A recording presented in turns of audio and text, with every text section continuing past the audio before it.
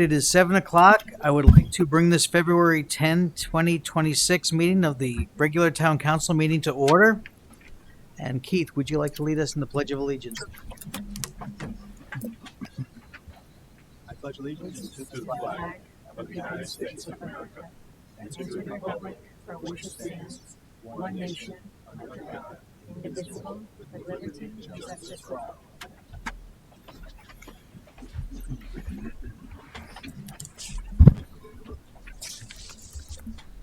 All right, let's move on to C, presentations and recognitions.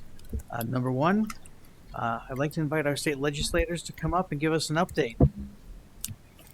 Come on up, please, up front. Thank you for joining us tonight. We appreciate you being here. So you have half of our legislative delegation here. Hopefully we'll see the other half before too long, but see how it goes. We're going to start with the best. We got the more important half. Yeah, okay. Thank you for being here. Thank you. Okay. I hope all of you know Representative Martinez from Plainville, who also represents a portion of Farmington, and Mike D'Amico is my name. And I just want to say, first of all, congratulations to all of you for your success in the recent election. Don't take it for granted, and you shouldn't either, that the work that you do is completely voluntary, and you put in a lot of time, a lot of hours, a lot of sweat to do what's right, for the town, and you do it as volunteers, and I really genuinely appreciate that. So you should feel proud of what you do and how you do it. So just want to get that out of the way. So did you want me to start? I mean, please. You want me to talk? There are lots of things we could talk about. We could talk about the governor's proposal, for budget adjustments. But first, I just want to talk about a couple of Farmington things, if that's okay with you. Awesome. Thank you. Did you want to say anything, Rebecca? Go ahead and start off. Okay. So, well, a couple of things. First of all, hopefully it goes without saying, but one of my jobs, our jobs, is to make sure that the town of Farmington is well represented in the legislature, and a big part of that is making sure that our municipal aid and our education aid stays at the level that we expect it to be, and that is fair to us. And so I just wanted to assure everyone that I will work as hard as I can. I know Rebecca will do the same to make sure that our municipal funding stays at the level that it should be. And I guess the caveat to all that is, and I tell this to everybody, and I'll say it to you, you're going to see a lot of, the governor presented, his proposal for budget adjustments. We're in the middle of a 2-year budget cycle right now. So we had a budget from last year. So some changes will be made to the 2-year budget this year. Don't get too excited about what you read and see. Everything right now is a proposal. So it is February.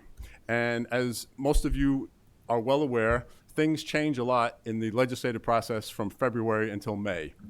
So if there's something that you're really concerned about, tell me, tell Rebecca, tell our 2 senators, but don't assume that just because it's in the public domain today, that doesn't mean it's going to be the same in May, when the legislative session ends. So, there's a lot of negotiating that goes on in between.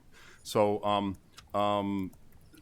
and the other thing I should tell you, again, I think it doesn't need to be said, but I will say it, get it on the record. If there are any needs that you have, and I know you have a lot of projects, I looked at your ambitious plans, strategic plan for the next several years. So if there are any needs that require any kind of grant money or any kind of bonding money from the state of Connecticut, please let us know, and let us know, ahead of time, not at the last minute, and we will try our best to make sure that we get an allocation for whatever project is necessary. So I know you have a lot of things going on. The third bridge that's been talked about for a long time, sidewalks, and I know you have a firehouse ad hoc committee that's going to require a significant investment of money. So any of those projects that require something from us, let us know ahead of time. Let us know, and we can talk about it and see what the best way forward is. So I think I've talked too much already. No, can I turn it over to you to Sure. make it a little more interesting? Yeah, absolutely. No, you know exactly what Representative D'Amico was saying is accurate. Just please reach out to us for any budgetary requests. I serve on appropriations, children, general law, and public health, but I'm happy to, if I don't have the answer to any questions that come up, to get that for you, as well as any. I do know that there have been some concerns in Farmington. I've been hearing from Farmington residents about the trail, which is in my other town of Plainville. I have been having several meetings with Department of Transportation to work on some various issues with that trail. So the B section of the trail we're working on, we have a few small businesses that were slated to lose their parking spots originally. So we've been able to work through that. We're trying to work through a couple other small businesses so they don't lose theirs, and some homes that would be impacted by eminent domain. So it's been a very complicated project with having very narrow roads. But we are meeting continuously on that. So if you are getting any specific questions, or if there's anything that I get answered from you that you guys are hearing about, please let me know. But I have been talking to constituents pretty regularly about the trail. Thank you. So I'm just going to give you a brief, a really brief synopsis of what I thought were some of the highlights of the governor's budget address to the legislature last week. There were like 4 or 5 things that stuck out for me as well as others, I think. The governor is proposing an energy rebate to households within a certain income range, either $200 per family or $400 per family, to kind of ease the burden on energy prices. Some people think this is a good idea. Some people aren't too thrilled with this idea. But you know, that's a proposal that's on the table, and of course it is. I think the genesis of it is certainly the high energy costs that we pay here in the state of Connecticut, but more specifically the public benefits charge that has been kind of controversial and gotten a lot of attention in the last several years. And I would just say, from my own perspective, the public benefits charge is exactly what it sounds like. There are programs that are mandated by the legislature that the public utilities are required to offer to the public in order to move us towards a green energy future, a clean energy future, energy efficiency. And by having these programs, which make us more energy efficient, we are able to use less energy and have the grid, the electric grid, be more reliable, and hopefully keep down some of the costs. So when people say let's get rid of the public benefit charge, I think it's a short-sighted approach, because there are many public benefits that accrue to us as a result of that charge on your bills. The governor also proposed, again, this is going to be somewhat controversial, free school breakfasts for all kids in the state of Connecticut, so that no kid would have to go to school hungry. This has been bandied about for a few years. You know, the devil's in the details, but he seems committed to doing this, and we'll have to work out the financial part of it. The governor also proposed the Connecticut option, in other words, universal affordable health care for all. Again, that will be controversial, particularly due to the fact that we live in the insurance capital of Connecticut. Some people aren't going to be happy about that proposal, but it's worth having a discussion on. So I thought those were some of the highlights from his speech, and something that you might want to have a discussion on. Beyond that, I can tell you what the committees that I'm on 4 different committees. I think Rebecca is on 3 or 4 different committees. I can tell you what's going on in those committees, and I'm happy to do that. But I will turn it over to my colleague so you don't have to listen to my voice for too long. Sure. So we are just starting our committee meetings. General law, we are having our first agenda tomorrow, where we'll be sitting down and talking about some concepts of some of the bills. One of the biggest bills that general law is taking up is AI and AI protections. So I'm very much looking forward to the meeting tomorrow and to get some more information on that. One of the bills that I proposed to the chair was about grocery stores and delivery services for food. What we're finding is that, say, myself and Rep. D'Amico can order the same groceries from the same store to be delivered. There could be a 23% price difference. They are able to pick up on AI things like your usage, your cell phone battery life. If I order red grapes every single time I grocery shop, then red grapes will be more expensive when I come in because they know that I'm going to want those red grapes. So there has been some studies done this year, and we're looking to act on that because right now in the state of Connecticut, you can charge two separate prices like you would for a car or something of that nature. So the bill I was proposing would make it so that you would not be able to charge myself and Rep. D'Amico different prices for the same items. Public health, we are taking on a number of bills from everything from well water protections to healthcare. One of the bills that I'm probably most passionate about is creating a system for healthcare worker safety where we can, there would be a banner so people would be alerted if a patient was combative. And they would know ahead of time for healthcare worker safety because we've seen healthcare worker assaults go up significantly in the last 10 years. Children's Committee, we will be meeting on next week, so that one I'm still waiting to see the agenda. I know that we are looking at doing things due to some of recent happenings earlier this year, or sorry, late last year, a 2-year-old choked to death at the YMCA. So I know we are proposing some drills and some safety mechanisms to ensure child safety. And appropriation is just starting to get into full swing, and I just would reiterate exactly what Rep. D'Amico said about anything you see now is definitely going to change a lot of times over between now and May. So if you are seeing anything you are concerned with, please let us know, and we'll advocate and get you any questions answered that you have.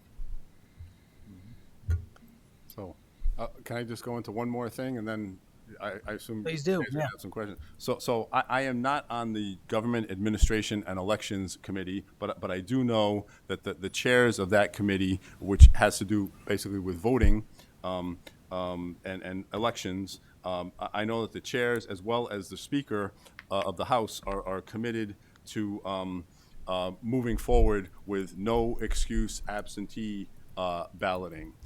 We up until a year ago, we had probably the most restrictive rules in the country regarding absentee ballots. You could only vote by absentee ballot for one of 6 specific reasons. The public voted pretty overwhelmingly in favor of a change to the state constitution to make it less restrictive. And now what this committee needs to do is to come up with recommendations to align certain state statutes with the changes that were made to the Constitution. So those two have to be in alignment with each other. And I know it's a top priority for the Speaker. And the reason I know that is because it's in Bill number 5001. That's the lowest number bill in the House. So if it's Bill 5001, that means that the leadership is behind it and they want to get something done on it. So I just wanted to inform you of that. So Rebecca talked about some issues on the Public Health Committee on which I sit and on which she sits. And I just wanted to mention one other thing that we're going to be looking at in that committee is changes of ownership of hospitals, private equity coming into the state of Connecticut and purchasing hospitals. We need, the feeling is that we need some guardrails and some rules about that. in order to protect the interests of the patients and the public. The Public Health Committee is also going to be looking at vaccines, which will get everyone excited, obviously, as soon as you say the word vaccines. But there's been some talk and some concern that the guidance that's coming from the federal government regarding administration of vaccines and who's eligible for vaccines and who's eligible for payment for vaccines and so forth is not the best guidance in the world. And I think that they're going to try to find a way to give the commissioner of the Department of Public Health here in the state of Connecticut more authority to issue guidelines that are more in line with serving the public. So that's as diplomatically as I can say that one. So two other committees that I'm on. I'm on the Environment Committee, and a couple of things that we're going to be looking at in the Environment Committee is there's a proposal to set up, and I don't think this will happen this year, but it will be an interesting discussion this year, although it probably won't get us to a final bill, is the setting up of a climate super fund, which some people have labeled as make polluters pay. And the idea is that when large companies, large corporations pollute our environment, there is a cost. There is a social cost. There is a health cost. There is a financial cost to all of us. And the theory is that those companies should pay their fair share for the pollution that they engender. So stay tuned for that. That'll be an interesting public hearing. That will be an interesting debate. And since I talked about public hearings, I just wanted to mention, and I know that Kathy has taken advantage of this in the past, and all of you are welcome to take advantage. When we have public hearings at the legislature, you are welcome to join, and you should join. And we have made it, one of the benefits of COVID, not that anything was good about COVID, but one of the benefits of COVID is that we now have the ability for people to testify at public hearings remotely. So you can be in your living room 100 miles away from the state capitol, and you can testify remotely on the legislation that we are considering and debating. So you ought to take advantage of it if there's something that you really feel strongly about.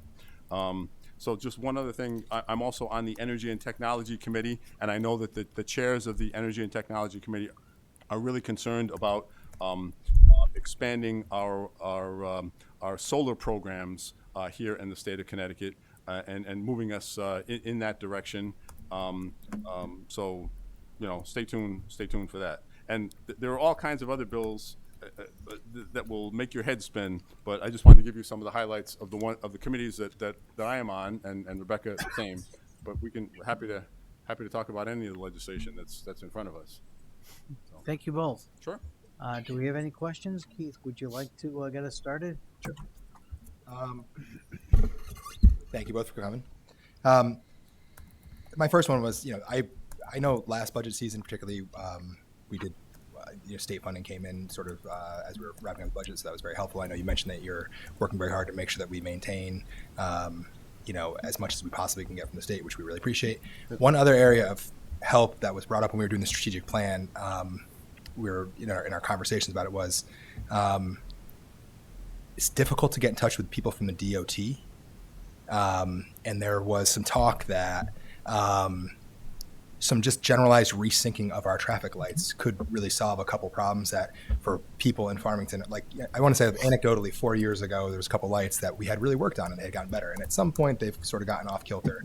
I won't bog down the roads, but I'm happy to if you reach out to me. But I think that for some of these issues that maybe are kind of more on the minor side for an operation as big as DOT, I think it's hard for us to get people here. I know on the big stuff they've helped out, particularly there's been people with some of the planning for the bridge and things like that. But this would be one that would be really helpful to people just everyday lives, just with whatever they can with traffic. So any support that you can give us there. And I'd be happy to coordinate with somebody or jump on or whatever, if there's something we can do to help out with that.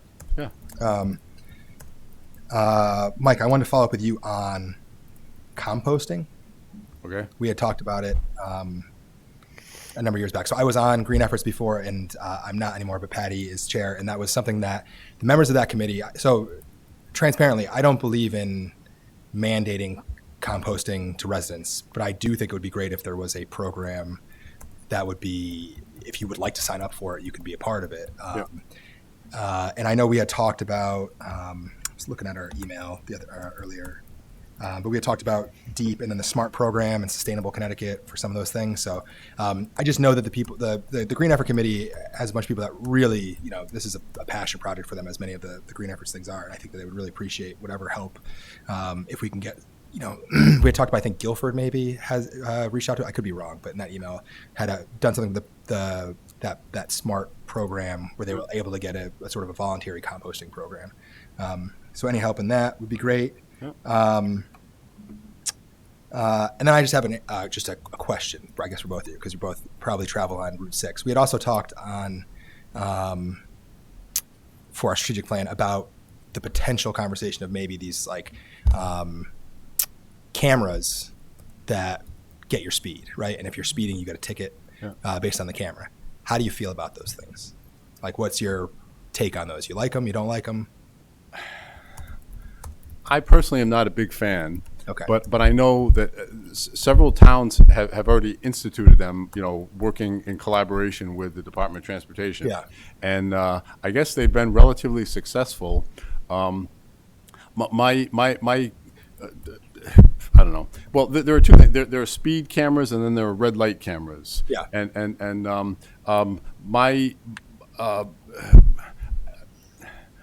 I don't want to say I'm opposed to them, but I think you have to be careful. I think when they were first introduced in some other states, the reports that I had read indicated that they were a great moneymaker for the towns and a great moneymaker for the state, but that shouldn't be the goal. So I would just caution you about that. I just in general. I have an aversion to Big Brother watching all the time. Yeah, and you love the speed too. No, I don't love speed. I do not. I do not love speeders. I do not. I'm a careful driver, and I want everybody to be a careful driver. But I just think that there's a certain element of Big Brotherism. So I think we have to be really careful with this. Yeah. So. Same, or can I ask your take on it too? Absolutely. I think there's recently been some more concerns about Big Brother watching with cameras and where data about residents is going. So I would definitely still like to see a good police presence in our municipalities, and I don't think that they're filling that gap by any means. So. Yeah, I would be curious to talk to our police officers about their take on it, because that's important. Anecdotally, I know on Route 66 in Middletown, they've added some speed cameras, and for the half a mile stretch, there's 2 speed cameras. People go very slow, and then they speed back up again. So anyway, that's everything I had. Thank you. Bill? Thanks, Brian. I really only have one question I want to kind of address with you, because you've kind of covered a lot of things, and I'm still kind of bringing myself up to speed on all the challenges that the town councils have with unfunded mandates. I'm sure you're familiar with all those, Mike, and I would just say, as a general, Rebecca as well, as a general thought, be mindful when mandates are being handed down, that the cost to the municipalities is kept in mind. Because we fund all of our things through property tax, basically, right? Mm-hmm. And so just keep that in mind. But the one question I have is, I know that there's been some discussions about special ed reimbursement, and I know that under some the new kind of the governor's plan, Farmington may actually be looking to lose some special ed reimbursement. We haven't seen the recommended budget yet from our colleagues over on the Board of Ed, but we know that there's a significant pressure this particular year on Board of Ed. I'm sorry, on special ed, on the special ed side of things. And so I would just ask, as you go through whatever conversations about the funding in special education, that you keep in mind what Farmington is getting and doing everything you can to increase it. People will say, well, Farmington quote unquote handle it, but the reality is that people who don't live in Farmington don't understand that people come here, and they'll come in the middle of the school year with kids with significant needs, and we can't, we have to cover that. We have to cover that expense, and it is a substantial burden on our school board budget. So I just ask that you keep that in mind as you go about your work. I know it's a short session, but that's important. And I'm really curious as to see what happens with some of this AI stuff. But that is an interesting I'm glad to hear that the state's considering regulating it. You know, I'm not someone who's necessarily generally in favor of regulating like technology and things. I think it's important to like take technology kind of do its thing, but AI is definitely something that gets into some consideration. So thanks, guys. Thanks for all you do. It's not easy what you do either. I appreciate your words at the beginning, but what you guys do is also not so easy. So thank you for your time and effort. Patty? Thank you both for coming. I have a couple things to hit on, tangentially or not environmentally related, but because that's who I am. First, Rebecca, on the trail, just a comment that I know I've seen the articles. I know people have been upset in Plainville, and there's both sides of the story. I just want to make sure that as a representative of Farmington, we don't lose sight of the fact that when the trail completion in Plainville benefits Farmington, including and just, you know, obviously residents, but also our businesses, and being able to connect our trail or our businesses to the communities. And that, I'm not really bad with directions, but in that direction towards Plainville. So, and I'm really, I moved to Farmington in 2011, and I've been really excited to watch the trail expand over time. And I'm really excited for this last little piece, because I have been that way many times and said, oh, I'm at the end, I need to turn around now. So I'm excited, but I'm also excited for the benefit that it gives to our businesses and our town centers. The trail goes right through Unionville Center, and I think it's an excellent way to try to expand the business opportunities, or, you know, the customers that are getting in the door for our businesses. And you know, it's hard to run a business right now, so anything we can do to get customers in the door is great.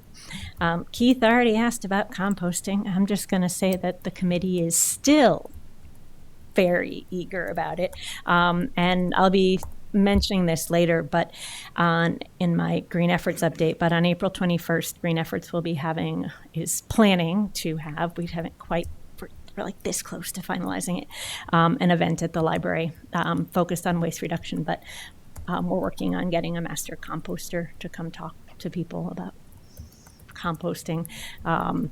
And also, Mike may remember the recycling event from like 6 years ago. We may be revisiting recycling because people really like to talk about it.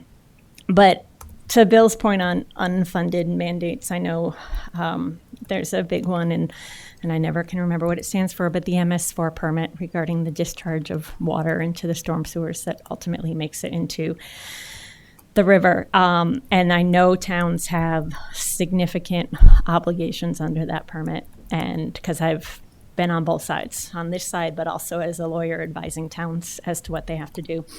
And a lot of those costs can be steep. I know that with the NIPS bottles deposit, towns are now required to use that towards environmental, and my recollection is Farmington used that in order to fund a street sweeper a few years back.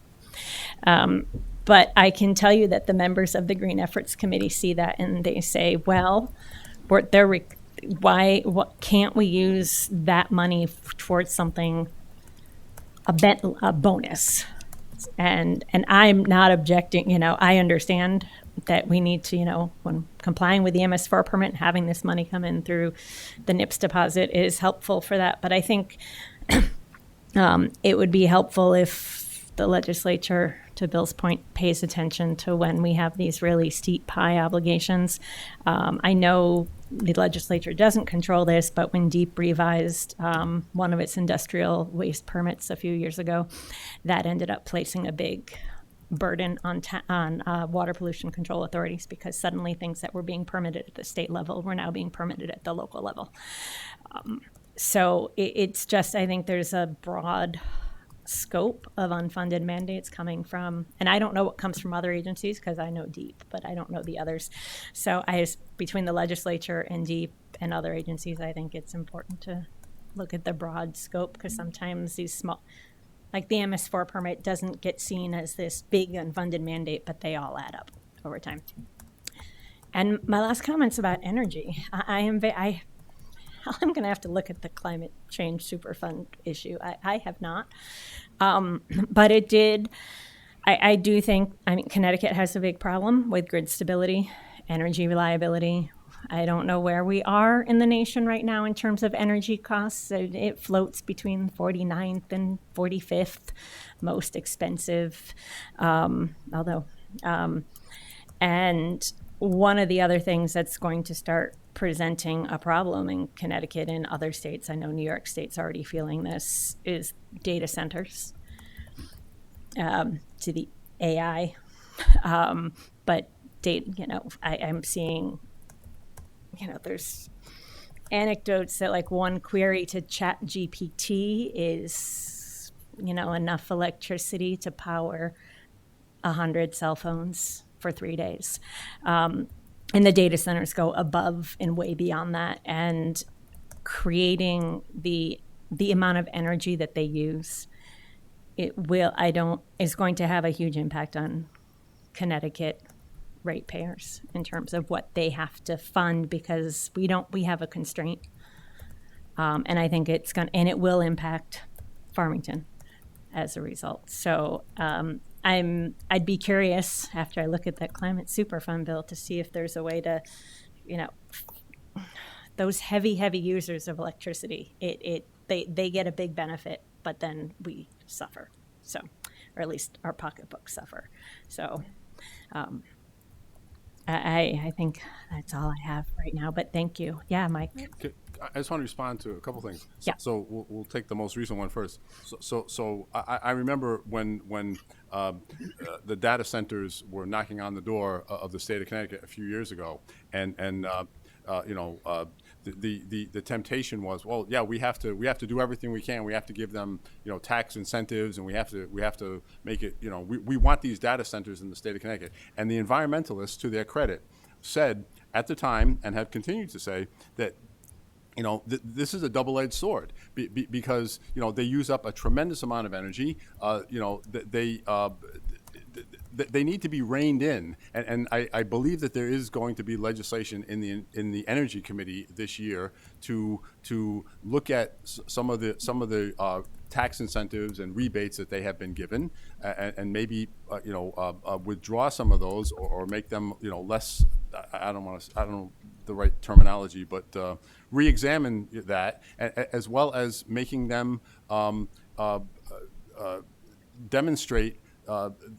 Basically, if you're going to use up this tremendous amount of power, you have to figure out a way as a company to provide that power. In other words, don't take it away from Farmington, don't take it away from Waterbury, don't take it. You need to find a way to provide the power that you need to run your data center, so that it won't become a burden on the general public. So the Energy Committee is definitely going to look at that for that reason. So, and the other thing I should mention, and we've talked about this before, for both you and Keith, DEEP is more than happy to come and talk to you either privately or publicly We're talking about composting ideas and what the town can do. They other towns have taken advantage of this opportunity, and I think Farmington should too. We don't want to mandate it, Keith, but we do want to make it available to people if that's what they want to do. So have a conversation. I'm happy to facilitate the conversation if you want. Thanks. I appreciate that. The committee met last 2 weeks ago, and there's a lot of ideas roaming around about what we want to do. And one of the things we talked about was having people come present to the committee, so that way we can better formulate what makes sense for Farmington. So I'll reach out if that's where we're going to go. I appreciate that. As far as the trail goes, I did just want to let you know that I am a huge fan. I've been anxiously awaiting. My boys are 12 and 15. It seems like they're most of their childhood. We've been waiting for the trail. I bring my 15-year-old to the Farmington entrance so that he can drive on the trail with his friends. But I did want to just bring up exactly what the concerns are, because I am somebody that's been paying pretty close attention, and I was surprised with the amount of eminent domain that was being discussed, for the amount of households that it could potentially impact. So I do see the constituents' concerns, but we are working really hard to just get to a place where the trail can be here and ready to go. I know that it is starting on the Southington side. In just a few weeks, they'll be starting off from the Southington to Norton Park phase. Thank you. Appreciate the update. And I know there's lots of different issues across the board. It's just weighing all the benefits and costs and who gets, who is affected. So, It's my corner, where my office is. Right by my corner. Dave, you got anything? Yeah, I'm going to be quick because obviously we have a lot to do tonight. But I'm going to be kind of efficient here. But the big thing I think you've offered to be able to be our voice in Hartford, and I think that's a valuable thing. Not only in the deliberations at the General Assembly, but obviously the interface with the administration. And some of the priorities that I want to identify here is, one, we have Batterson Park going on right now.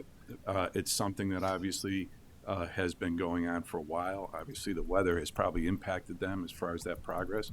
But I want to make sure that there's a seamless kind of connection here as that project finishes, that the town of Farmington and obviously New Britain, being an adjacent party to this, that there's a lot of communication as that gets going and how that's all going to flow. And I mean, sometimes that might fall down a little bit because the push is in the construction side and getting it done. But I really think that we all know that it's in a very interesting location in Farmington. There's some residential, neighborhoods right there. There's some thoroughfares right there. We want to make sure that as best as it can be, opened and introduced into the fabric of Farmington, that we have good communication. So hopefully you can stay on that. Number two, obviously the administration has made a big point of bus shelters, right? They make always a big splash we have $8 million we're going to spend on bus shelters. And we obviously know that the connectivity of mass transit's important. But obviously, again, in Farmington, it's very unique. We have Farmington Avenue. We have people you can go to Farmington Avenue today and you can see people standing on snow piles at corners that have like a little blue sign that is the bus stop.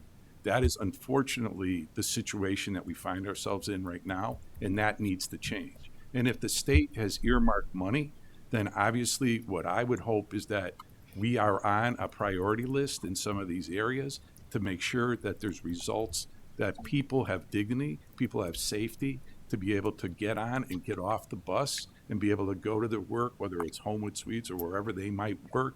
That needs to get done. And I want to make sure that Farmington is front and center as that money is being kind of parceled out. You know what I mean? So that's the other item. I think the other thing, connectivity, I think is very important. We have a sidewalk committee. We're certainly going to need to talk to you about however we can take the technical side of that and turn that into grant money and so forth to help the connectivity we can. Obviously, I tip my hat to trying to get this last piece of the trail. It's a key piece. I know you're navigating a lot, but I think, we're fully behind the fact that we have connectivity. The last couple things are just things that I would hope. We had a tragedy with this young girl in the fall of this year that impacted Farmington law enforcement and impacted a lot of people in Farmington, as well as New Britain. The system let Mimi Torres down. It let her down.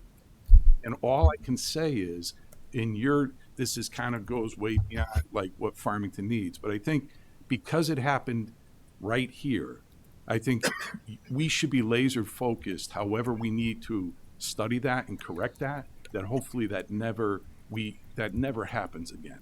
All right. And then our first responders who had that, we want to make sure that if they have some, issues with whatever comes with performing the professional duties around such an incident, that they're supported in their fullest. And then the last thing I would say is, I think again, and I'll wrap it up. I mean, that's the more serious side, but I would agree with what Keith said. I mean, traffic enforcement technology has obviously come a long way, and it's and I think it's one of these things that we should be, really look at it and study from many points before just looking at that it's a revenue generator, so forth and so on. Thank you. Thanks, Steve. Bruce. Oh, the last thing is obviously, Mike, you were part of this, but the ad hoc fire station is still going on, but we're going to have a committee charge soon, and obviously we're going to be looking for the kind of support from the state grant money, so forth and so on, to be part of that financial package for that to be implemented. Just want to give you something on the bus shelters. I do know that there's a grant that goes out, and the way that they make the priority list for that grant is they run the numbers on how many what's the ridership. But we can definitely get you the information on when the grant window will be opening again through DOT. That'd be great. Thank you. Thank you. That's all I had. I'll be quick as well. I really want to hold on to one question. Like my fellow counselors, I'm interested in AI and technology in general because I don't think there's anything that's going to impact our society more as time goes on. But it's an enormous topic, and you can't boil the ocean.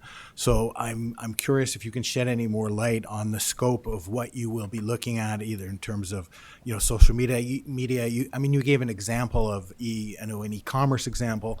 Where are you guys going to focus on in terms of these things? Sure. So I will actually be able to give you a much better update by the end of next week. Many committees are raising it. I do know that we're looking at healthcare concerns. I do know general law is having probably the largest bill submitted that is touching on a lot of different areas, affordability. We're seeing things even through AI and through social media, even with the algorithms. For instance, a 12-year-old girl might be looking at fashion online, and then all of a sudden she's getting served up ads for diet pills. So there's going to be regulations towards the algorithms, towards minors, and instead of having be an automatic opt-in, you'd have to opt out. So there are so many sections of it. I am, I can't wait to dive into it a little bit more. What I've seen so far that's been released in agendas I've been able to look at has been more on the affordability. But I do know we're going to be looking at things as far as education and healthcare. It's kind of in almost every committee at this point. Okay, thank you. All set. All right. Thank you, everybody. I just wanted to ask one thing I wanted to say was, Rebecca, Mike, thanks for being here and taking the time to share not just what the state is doing, but what you guys are doing for the state and for Farmington. I really appreciate that. We've touched on a lot of things here, and we have a lot of experience here, willing to ask questions that are important to the town of Farmington. The one thing I would like to ask about that you mentioned early on is grants, because I want to thank you for all the grant funding that you do support. And we do receive grants here. I want to and thank Kathy and her team for writing those grants. But I'm very curious to know how you can help us access additional monies that maybe we haven't applied for. What are the things that we haven't that we should be looking at so that we have a better idea of what's possible, and then we'd have to figure out how to address that. But that would really be helpful to understand what it is we're not looking at that we should be. Off the cuff, one of the big issues this year is definitely going to be childcare. That money was allocated last year. There's going to be more money to create more state-funded slots, spaces, as well as some childcare centers. So I would watch for childcare needs. And obviously with the housing bill, there is going to be more extensive grant money towards housing, affordable housing as well. Okay. Thank you. All right. I know we'll be talking further because there are a lot of things that can be done, and I'm going to ask you what's possible, because that's kind of what we do here, is take care of funding. So thank you. Is there anything else that hasn't been asked? If not, I want to thank you very much for your time and all of your efforts. Thank you for all you're doing. Good luck over the next couple of months. Thanks, guys. Great, Steve. Have a great night. Stay in touch. Stay in touch. Stay in touch. Count on it. Okay, let's move on. Let's move on to C2 presentations from our audit ending June 30th, 2025. Thank you for coming and welcome. Thank you. Nice to see you again. See you too. My name is Catherine Patnod. I'm the partner in charge of your audit from PKF O'Connor Davies. So I'm just going to run through a quick presentation of the 2025 financial statements, and I'm happy to answer any questions. So the reports that you received are the Annual Comprehensive Financial Report, or the ACFR, as well as the federal and state single audits. So new for 2025 was the implementation of GASB 101 on compensated absences. This increased the compensated absences liability by $2.2 million. This was pretty much a standard increase in all my towns. I've seen an increase in the liability, mainly due to before you only had to record a liability for any sick or vacation payout. Now with this new standard, you have to factor in future usage of that sick and vacation time. So it did increase the liability on everyone. On your financial statements, we did have an unmodified or clean opinion, so what you're always looking for. As always, management's discussion and analysis is a good executive summary of fiscal year operations. It talks a lot about your government-wide financial statements, which include your capital assets, which had a net increase of $24 million. Most of this was the 1928 building of $6.4 million added to construction in progress, as well as the new Farmington High School had $25 million of additions in fiscal 25, as well as the full $134 million being fully capitalized this year. Disposals was $7.6 million. 7.1 of this was the loss on disposal of the old high school asset, since that was still on the books and not fully depreciated. So if you look at Exhibit B, you'll see that as a special item just because it was a large amount. Looking at your long-term debt, you had a net decrease of $6.2 million. This was mainly due to principal payments of $9 million, offset by debt issuance of $3 million. Now, I know you had a general obligation bond issued of $31 million. It's just that $28 million of that was reported as permanent financing in 2024, so that's why it only looks like $3 in 25. Taking a look at your governmental funds, the general fund on a GAAP basis had total fund balance of $30.2 million. Of that, unassigned fund balance was $27.4 million, which is 21.6% of your 2025 expenditures and transfers out. Fund balance also included assigned of $1.6 million, which was $800,000 for the fiscal 26 budget, and the rest was for education encumbrances. You also had $309,000 committed for the new education non-lapsing fund. Overall, your general fund had an increase in fund balance of $2.6 million, which we'll talk about in a little bit under the budgetary basis. The capital projects fund had a fund balance of $9.6 million at the end of the year, which was a slight decrease of $128,000. This just tends to fluctuate from year to year, just depending on the timing of capital expenditures and the funding of the projects.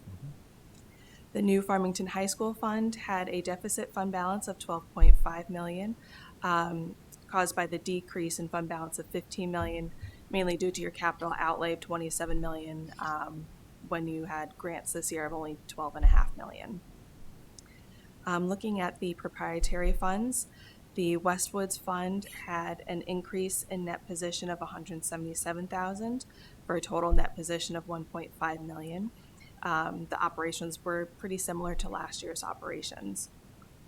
The Internal Service Fund had a slight increase of $58,000 for a total net position of $6.7 million. If you look in your footnotes, those give you some good information, details of what's in the financial statements, but there's no significant changes in there from last year. Taking a look at the general fund on the budgetary basis in RSI, the revenues and other financing sources were above budget by a net of $1.5 million. This includes property taxes above budget by $586,000 due to conservative budgeting, as well as income from investments above budget by almost $1.9 million due to conservative budgeting, as well as an increase in the amount invested and the continued high interest rates. This was partially offset by the planned appropriation of fund balance of $1.2 million. Your expenditures and other financing uses were under budget by $218,000, primarily due to debt service being under budget by $182,000. And I'll just note that the Board of Education line had that $309,000 that came from unbudgeted additional excess cost grant funds that was transferred out of the education budget and into the new education non-lapsing fund. So that's the $300,000 of committed fund balance I mentioned earlier. So also in your RSI, the required supplementary information is information on the pension and OPEB plans. For the pension plan, you can also look at exhibits I and J in the financial statements, where you'll see that your pension net position increased by $5.9 million. Taking a look at the pension plan, that had a net pension liability of $55.3 million.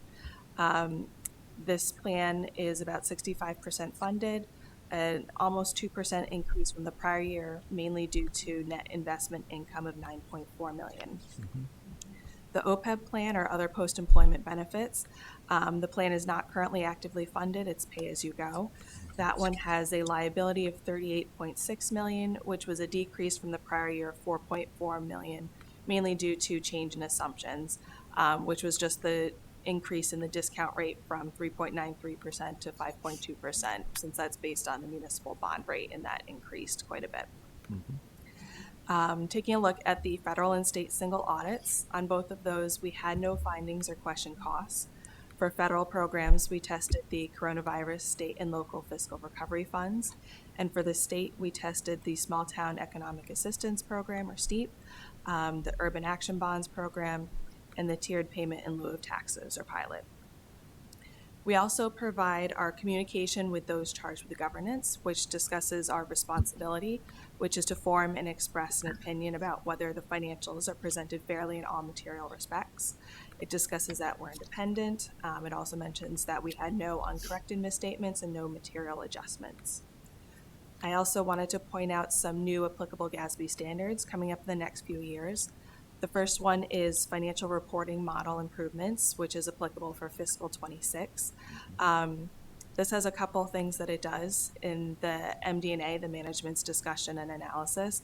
It clarifies and updates the guidance for the preparation of it just to improve the quality of the analysis of the changes from year to year. So it's really going to improve the MD&A and make sure it's showing you why things changed. Proprietary funds, pretty minor change. It just defines non-operating revenues and expenses, so that might change classifications in your Westwoods fund slightly, but I'm not expecting to see anything significant. And then the budgetary comparison information, currently those comparisons are presented in the MD&A.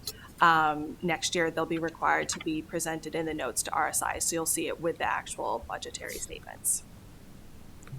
GASB 104 on disclosure of certain capital assets will also be applicable in fiscal 26.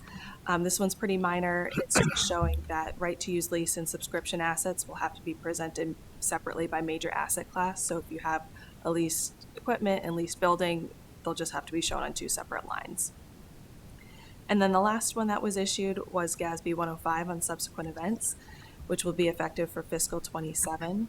This one just clarifies the definition of subsequent events, what should be recognized and non-recognized, and establishes specific note disclosures if you have subsequent events. And then the final item I wanted to go over was the recommendations from the audit for town and education purchasing and accounts payable. We have a recommendation about segregation of duties, mainly just separating who is entering vendors into the financial software from who is paying the invoices. For student activities, we also recommend segregation of duties in who is recording the deposits and preparing the deposits and recording them in the general ledger. And then with the scholarship funds, just getting them all in the general ledger. So that's all I have, and I'm happy to take any questions. Bruce, do you have any questions that you'd like to ask? I do. With respect to the segregation of duties findings, I see that they're starred and they are repeat, so that this appeared not only on this audit but on the previous audit. So I'm curious as to why we haven't addressed that. And then the second part of my question is probably more towards your scope is, do you also audit the creation of user IDs for the financial software, as in who can create them and what capabilities does that person have? So in other words, the AP person can't set up vendors but can do payments, things like that. Do you look at that as part of your audit? So that is something we sometimes look at, and sometimes, and I don't remember in this instance, but sometimes I've seen that, okay, yeah, this person doesn't enter them, but they have the ability. So that is the way I tried to write the recommendation, that whether or not they do enter the new vendors, they should not be able to. I don't remember off the top of my head if that was the issue or if the person was specifically entering the new vendors. But yeah, I know there have been more recommendations in the past, so they have been coming off. I think sometimes in a lot of towns I see it's just hard trying to separate the duties so you're not overburdening somebody. Understood. Okay, thank you. Dave, any questions? No, I'm good. No, thank you. No? Thank you very much. I would say. I had a quick question. I don't know if you can even answer, but I know you guys do a number of these audits for other towns. Mhm. How does our unfunded pension liability stack up with other towns? In your opinion? I'd say it's probably on the lower end. Just trying to think about them, I'd say a lot of them are probably closer to like the 80%.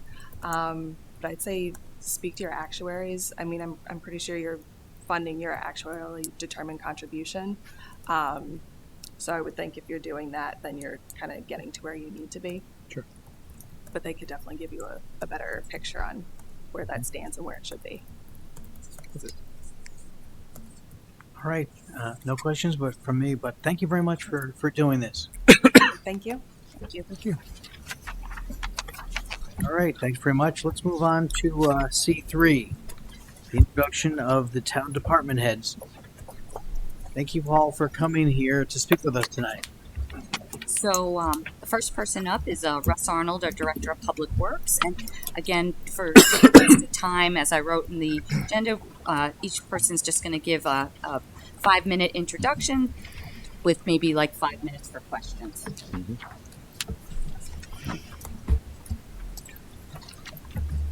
Welcome, Russ. Good evening.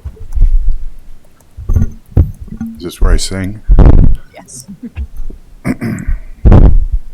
Good. Yeah. Good.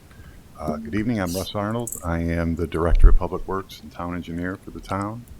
Public Works is made up of planning and zoning, fire marshal, building official, engineering, highway and grounds, wastewater treatment plant, and the golf course maintenance.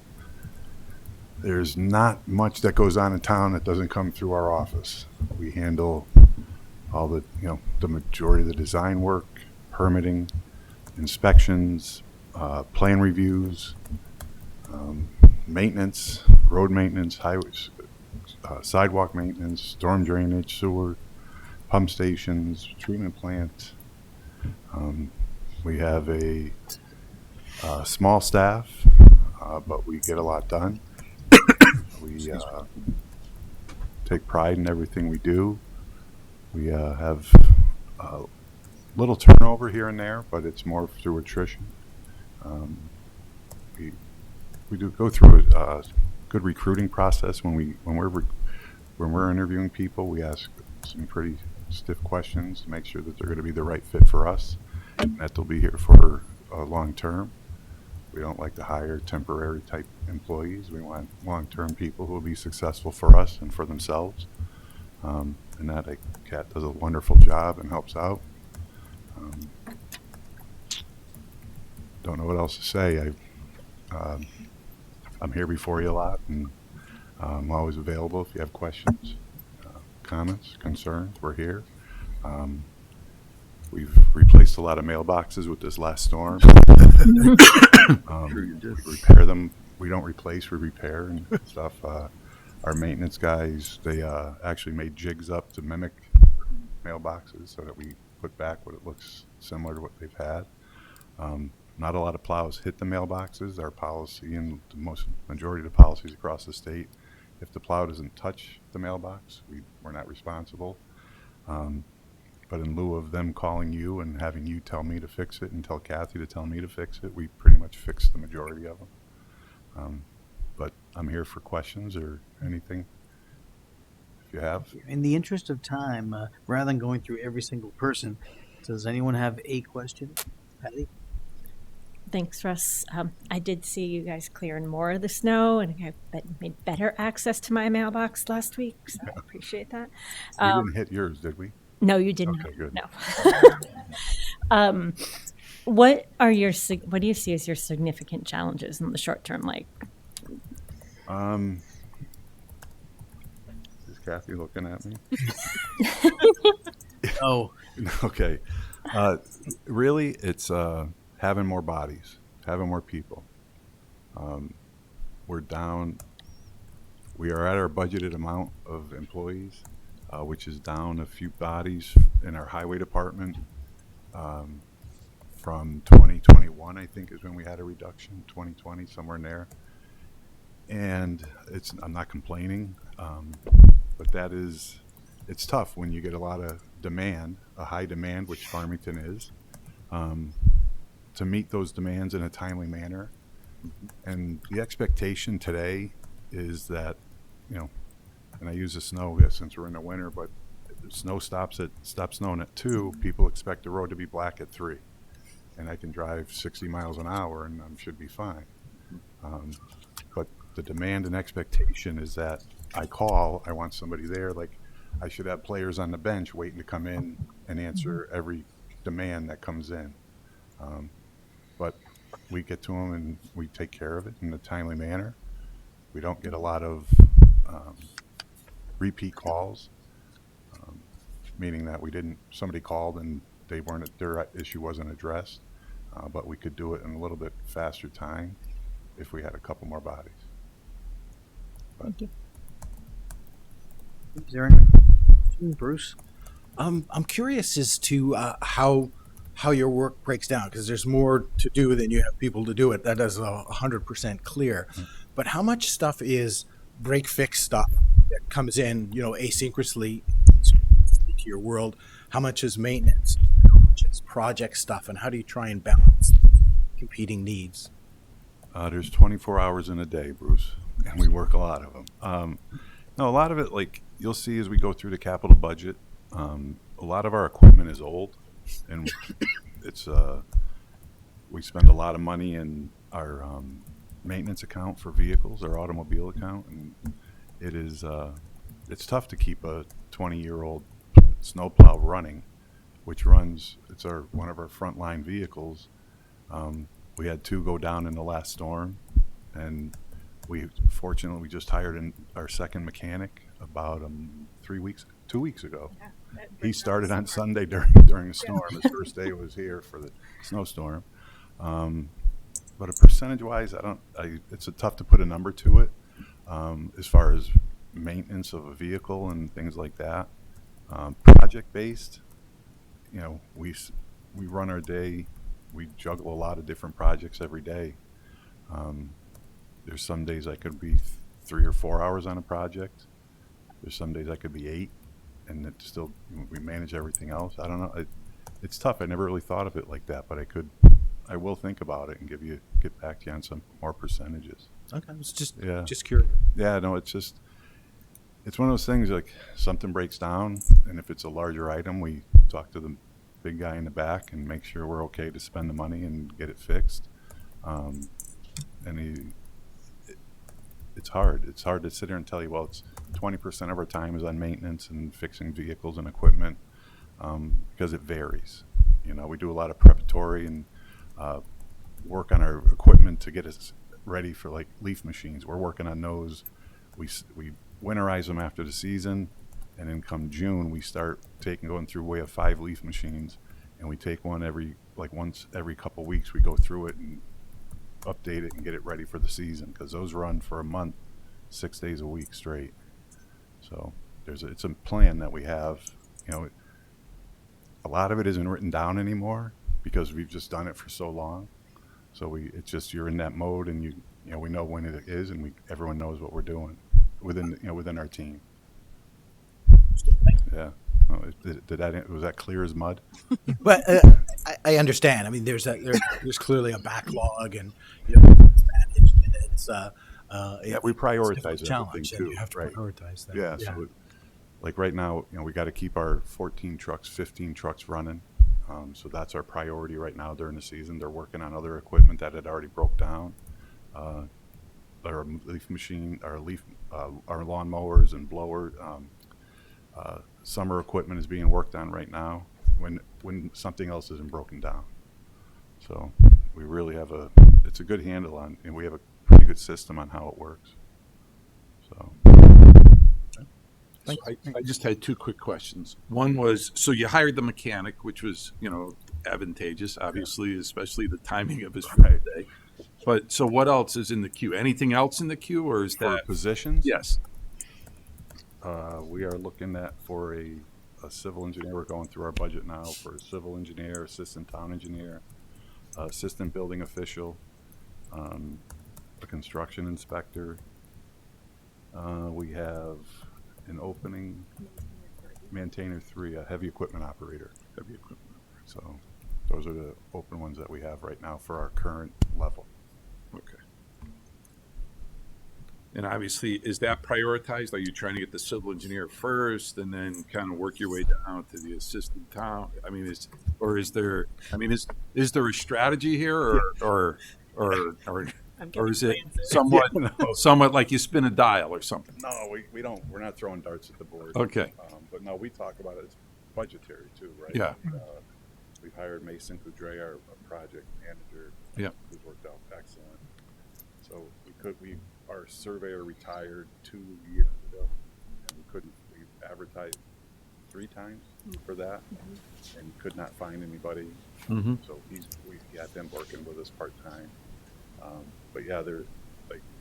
Russ, most of the positions that are vacant right now have been vacant because we can't fill them. Right. No, I That's get it. the- Yeah. Well, I understand. Right. But so I'm going to look you in the eye and tell you, do I have a priority? All 4 Right, priority. It's just a matter of still going through process of, like I say, going through the mechanic. Right. We interviewed yesterday for construction inspector. We're going to advertise again for the assistant building official, and then for the assistant town engineer, civil engineer. Mhm. We just got to figure out what dollar amount we have available. Got it. So yeah, it's a high priority. Mm-hmm. And then on the Tungus Mead grant that was so successful by our parks. I give all the credit to Jeff. Yes. That is, yep. But in that, are you self-performing any work in that grant, or are we? Assist. Yeah. I will assist up, but the majority of it is all going to be contracted out. Okay. Because it's more specialty work. Okay. Like the basketball courts, those are for, post-tension concrete. Right. So we're working on bids for that. She's handling that and doing a great job. We work collaboratively. Good. And go through it all, but the majority of it will be contracted out. Okay. And then I just want to land the third bridge. You got you're back at it. You know what I mean, and you're close. You believe in the next submission. I hope. I'm waiting on our letters of support from our congresspeople, and the DOT. I just spoke with the DOT rep today for that letter of support. That application is due February 24th. Mm-hmm. We've requested those letters back beginning of January, so we're hopeful that they come relatively soon. All my information, I think I told everyone I had a debrief with the federal DOT on our last application. We scored very well Mm-hmm. in 5 out of the 8 sections. Basically, I got A's on 5 and C's on 3. Mm-hmm. So she explained to me where I needed to, and what additional information they would be looking for. So I've made those changes already, and I'm just kind of waiting for the letter of support to package the whole application and send it in. Yeah, and anything we can do, if we need to get on the horn to help you get letters of support, I think,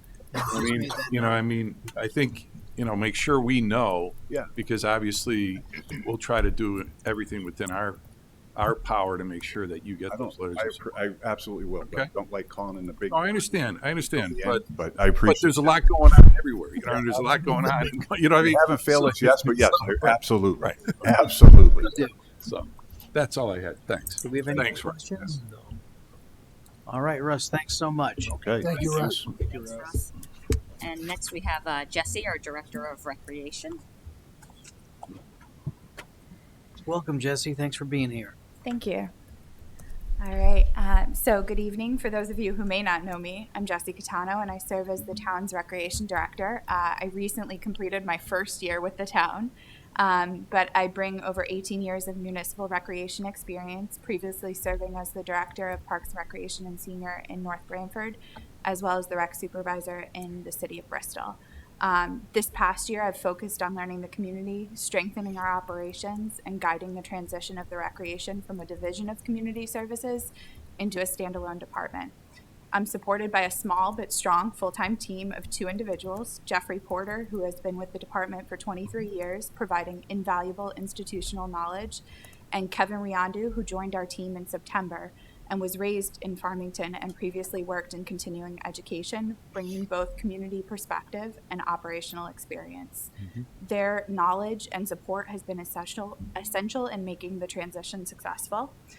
Our department is dedicated to enhancing the quality of life by providing safe, inclusive, and engaging recreational opportunities for residents of all ages. As a sports-focused department, we emphasize youth and adult athletics, active living, and skill development while fostering teamwork, sportsmanship, and community connection through well-managed programs, facilities, and the operation of the Westwoods Golf Course, the town's 18-hole executive course. With nearly 25% of the Farmington residents holding an active recreation account, we are often one of the first departments to interact with residents. The department oversees youth, adult, and sports programs, clinics, camps, leagues, and manages the scheduling of town athletic fields and operates Westwoods Golf Course, which supports over 42,000 rounds of golf annually. We currently oversee approximately 67 part-time staff and 23 seasonal golf staff who are critical to the success of our operations. The department delivers a diverse portfolio of athletic offerings, balancing high participation traditional sports with the growing interest of alternative offerings. Basketball and soccer remain our largest programs, with soccer alone having over 16,660 registrations. At the same time, participation continues to grow in those less traditional sports such as fencing, badminton, and rowing, which collectively have over 350 youth registrations, reflecting both evolving community interests and the department's commitment to program variety. Like many municipal recreation departments, we continue to navigate several challenges. One of the primary challenges is maintaining program affordability while managing the rising operational costs and increases in minimum wages, supplies, and service expenses. We also balance the growing demand for limited resources. Youth sports participation continues to rise, placing pressure on field availability, gym space, staff, and scheduling, while expectations for program quality, safety, and communication continue to increase. Facility wear and capacity is also another challenge. Our fields, courts, and amenities experience heavy use, and maintaining them at a high standard requires long-term planning and coordination with other departments, an area that has become a major focus over the past year. Finally, while staffing and volunteer recruitment continues to present challenges, the department is actively evaluating new approaches to support program growth, scheduling demands, and long-term service delivery.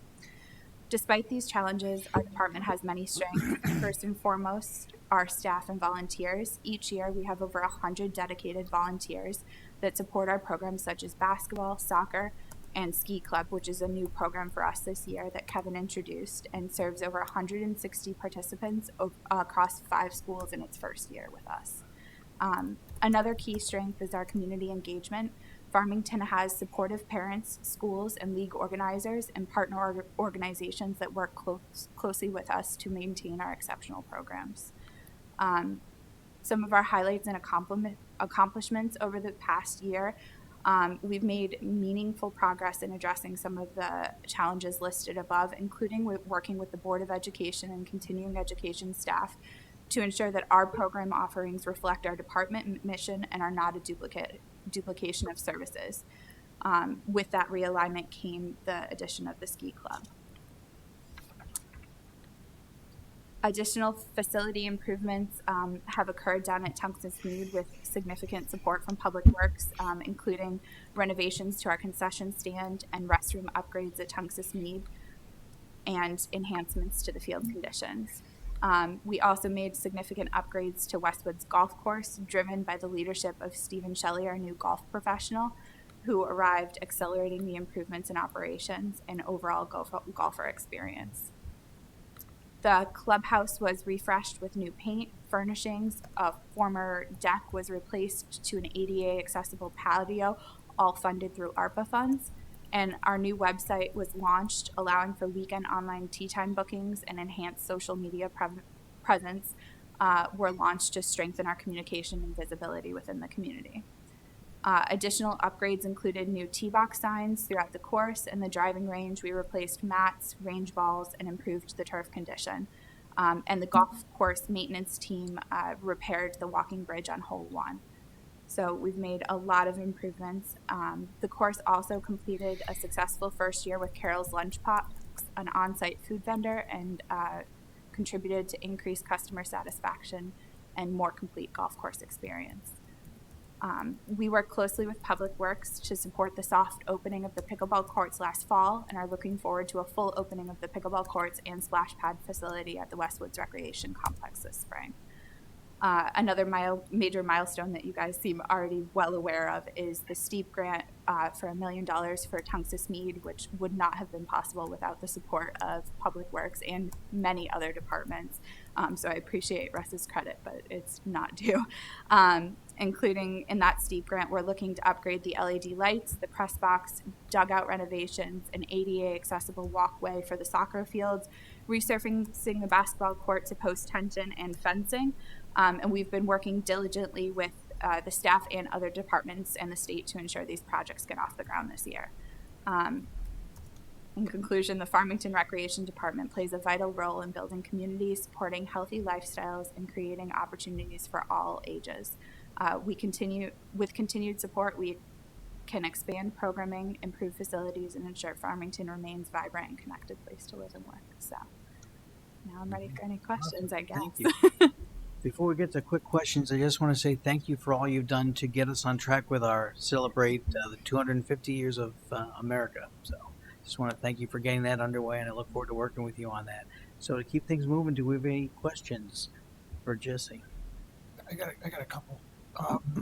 Jesse, first of all, great job. I mean, you can definitely tell, how hard you're working and where things are going. And I can tell you, I've enjoyed many hot dogs at Carol Lunchbox. Pleased to hear that.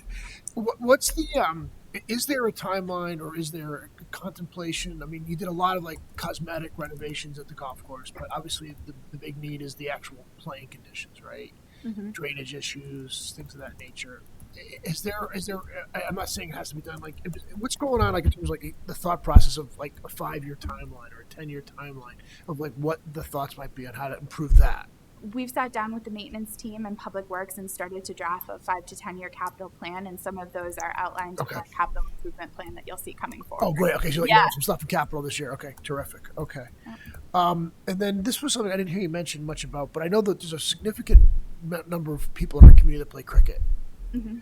And has there been any kind of push or discussion about creating space for the folks that play cricket to have their own facility-ish type of thing, or field, whatever you want to call it? Not in my time here. I have heard there was previous interest, but over the last year, nobody has come forward to bring that up as an issue. Okay. As you guys know, and I mentioned in my presentation, field space is limited, and the space needed for a cricket field is massive. Yeah, it's massive. And unfortunately, there's not many properties that in Farmington that meet that need. Mm-hmm. It would definitely be something we can continue to evaluate if more residents came forward and there was more of an interest. Okay. All right. I think that. Oh, the last one was baseball at the Mead this summer. What's the status of that? I think we're in good shape for it. I still don't know. It's going to depend a little bit on what the timing of the projects are, but we're going to try to hold off some of the construction until after that, early July. Yeah, exactly. Correct. Thanks. Yeah. Have any other questions before we move on? Just quickly, I would just a couple of things. One, you're an impactful employee, Jesse. I mean, you come a year ago, you've really locked in, and it just shows. You know what I mean? And you do a great job, and you're sharing, the victories with all the other departments. That is just kudos to you and your team. Tungus Mead is the Grand Central Station of Farmington. You know what I mean? I mean, it's where everything happens. You know what I mean? It's like, you know, people are coming to it, people are leaving it. There's activities, people are crossing traffic ways, and now we're doing $1 million of improvements, which thanks to the grant. So obviously a big planning aspects, and we obviously we have a contract award later on in our business. But is there been, I'm sure there has been, but there's been some kind of really deep dive in how the pieces are going to kind of coexist during this time? Yeah, so when we applied for this grant, it was based off a 2020 Tungus Mead improvement plan that the previous team had done a really nice job, which prepared us for this grant. I do think we need to continue evaluating that and looking at our long-range plans on all of our fields, which is something that the Public Works team and I and my team have really started to get down in the nitty-gritty with, and we look forward to putting together more detailed plans moving forward so that we can continue to keep up this progress. And because obviously the contractors that are being brought in, like Yield Industries, they understand how this is a nerve center, right? About it, and they're going to be programmed to be able to function. Their functionality is going to be tested if you know, I mean, to coexist. Yeah, Yield has already successfully helped us with some of the construction projects already down, and they're very aware of, you know, making sure that the facilities are still accessible. Some of them will have to come offline for certain periods of time, but we'll be conscientious about our impact on youth sports and everything else. We're very in tune with not interrupting things. Great, thank you. Awesome. Any other quick questions, or are we good? We're good. All right. Thank you very much, Jesse. Thank you, Jesse. Good evening. I can excuse myself just a minute. We have Nancy Parent here, and she's our Director of Community and Support Services. Welcome, Nancy. Thanks for coming. And Nancy, just a reminder to speak into the microphone. Oh, sure. I think I do know everybody here, but my name is Nancy Parent. I actually researched to see how long I've worked for the town. It's October 31st of 1993, so it's been 33 years. Part-time beginning and then full-time for about 28 years. Mm-hmm. So just a general overview. I'm just going to pop this on this. I'm trying to stop the popping. Oh, sorry. So just some general information about our department. It's community and supportive services, and our community services are our education, networking, advocacy, when we're really just getting out, providing information, education, and when needed support for residents. And then our supportive services, which are our individual one-on-one case management, home visits, counseling, that sort of thing. Who we serve so many different facets of the community. We serve people who may have difficulties financially, families that are caregivers that have children or elderly that they're caring for, people with some mental illness, or families with a member with addiction, or elderly who are active and want to remain active, elderly who are homebound, teens who might find themselves having some difficulty or addiction, teens who might need to find some other focuses of things to work on. So we really do hit all facets of our community in one way or another.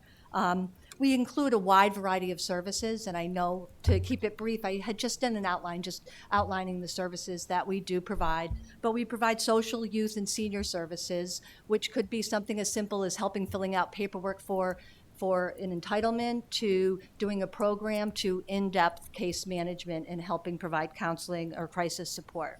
At the Senior Center, we're actually considered by the state a focal point, and we provide education, socialization, recreation, as well as supportive services, assistance with paperwork, helping decide what health insurance is most appropriate. So, we provide all of that. Housing and transportation, we have housing services. We manage several different housing programs, and then we manage and serve as the landlord to Maple Village, our senior and disabled housing. Transportation, we run a very active dial-a-ride that serves almost 260 people. Community building and advocacy, we take pride in providing education, whether it be parenting education, addiction, mental health education, as well as advocacy. We serve as a board to hear grievances for ADA issues or something if somebody has a diversity issue that they want to talk about. Emergency support is just that. We support any emergency endeavors in storm and power outages. Those of you who remember, 12, 13 years ago, we spent about a week and a half of our life up at the high school when we were without power. So we are the shelter managers. A few years ago, we had an apartment building that had to evacuate because of some flooding. So we got them the transportation and got them into the places that they need to be. And then we also have an at-risk list, which is anybody who might be vulnerable in our community. If they're a senior or somebody that's disabled, we were set to go with the last snowstorm. Thankfully, power outages weren't an issue with it, but we were set to go if need be to be able to activate our plan and check on folks. So I, again, on the front page of that, I've just listed all the services in each of the categories so that so that you were aware. So our key challenges, one is just increased need in every single area that we're providing service. There's just more need. There's more need for housing. We've serviced more homeless people than we have in the past. Youth anxiety is at an all-time high.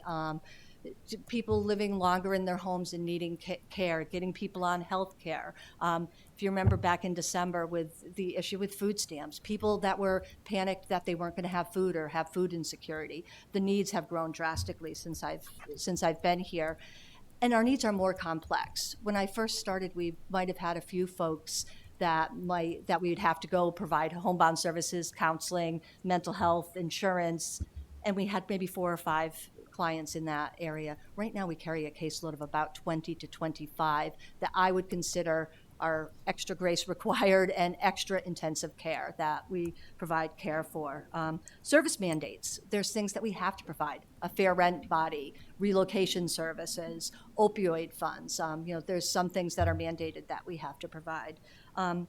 And another challenge, and I'm not exactly sure how to word it, is kind of our feeder services. I see a lot of our programs, some of the socialization, recreation, some of the concerts, things where we're providing information as being an opportunity for us to build a relationship with people.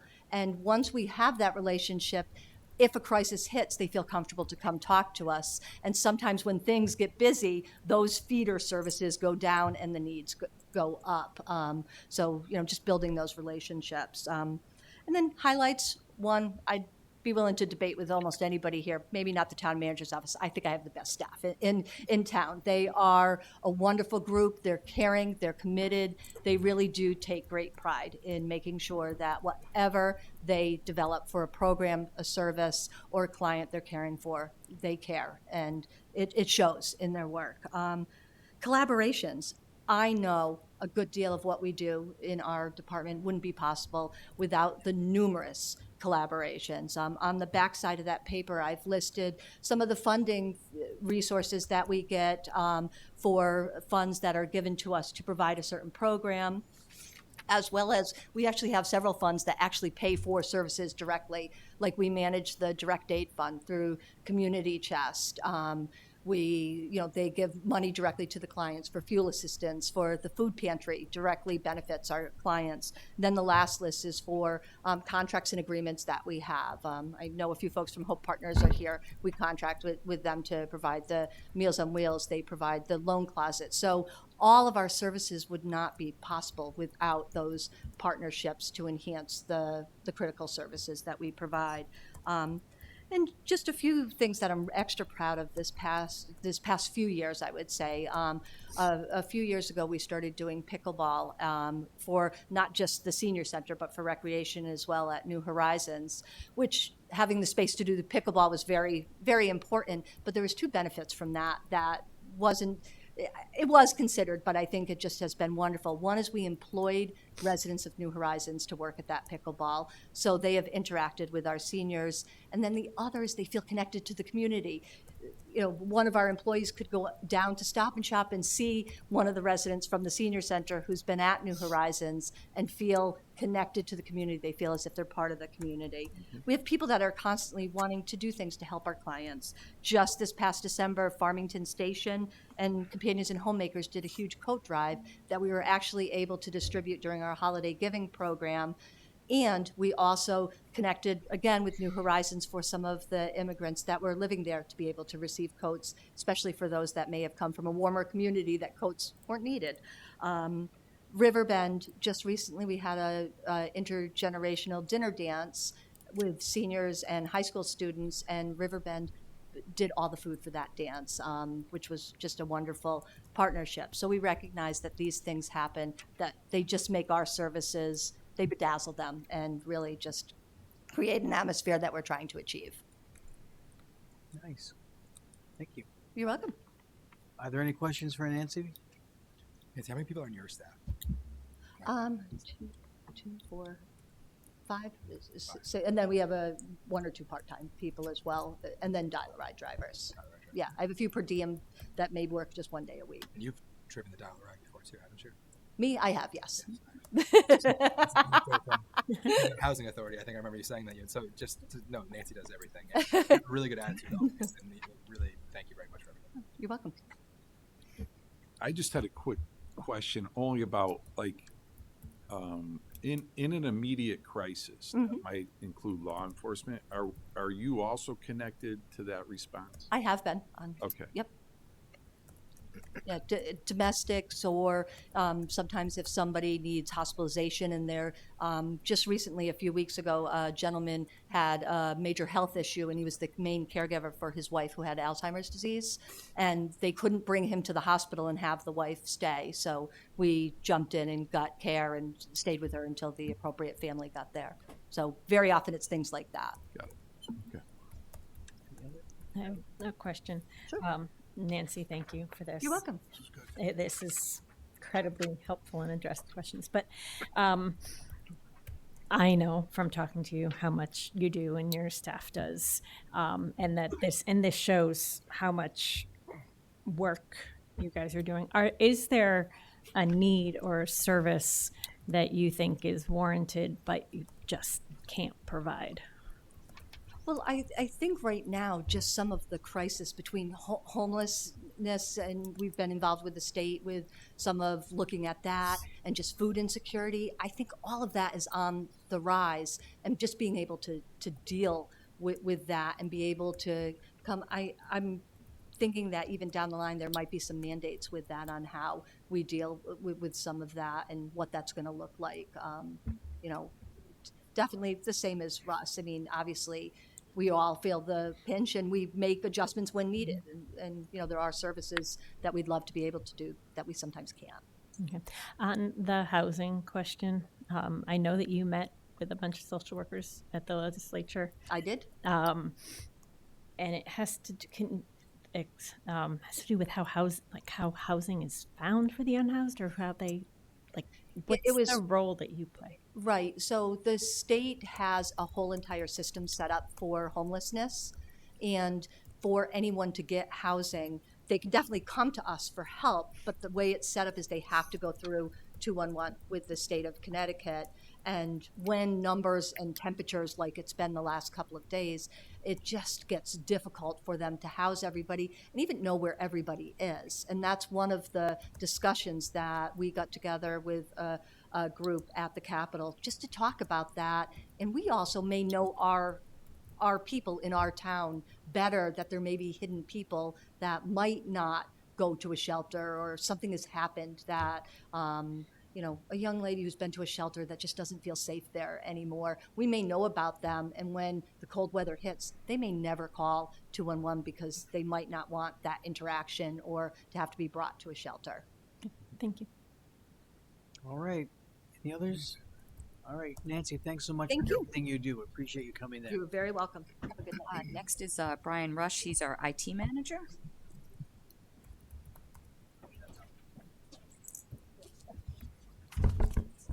Hi, I'm Brian Rush. I'm the IT manager for the town. I've been here for about 20 years, last September. IT support we do IT support for all town departments, including the police department, fire departments, and library. We have over 250 users between the town PD and library. We support a bunch of different applications for every department. I figured that there was over 50 distinct applications throughout the town. We manage Office 365, email, and web hosting. We manage cybersecurity awareness training, endpoint protection, virus protection. We work with our MDR provider, which is managed detection and response. We handle all spam filtering and web filtering. Network configurations, we have approximately 20 physical and VPN connections between town buildings and other entities. We manage 11 firewalls, over 75 access points, a phone system with 350 phones. We manage security cameras and access control for most of the town buildings. And we have over 45 servers at Town Hall and 25 servers at the police department. And we do backup and data recovery for about 35 terabytes of data. Short.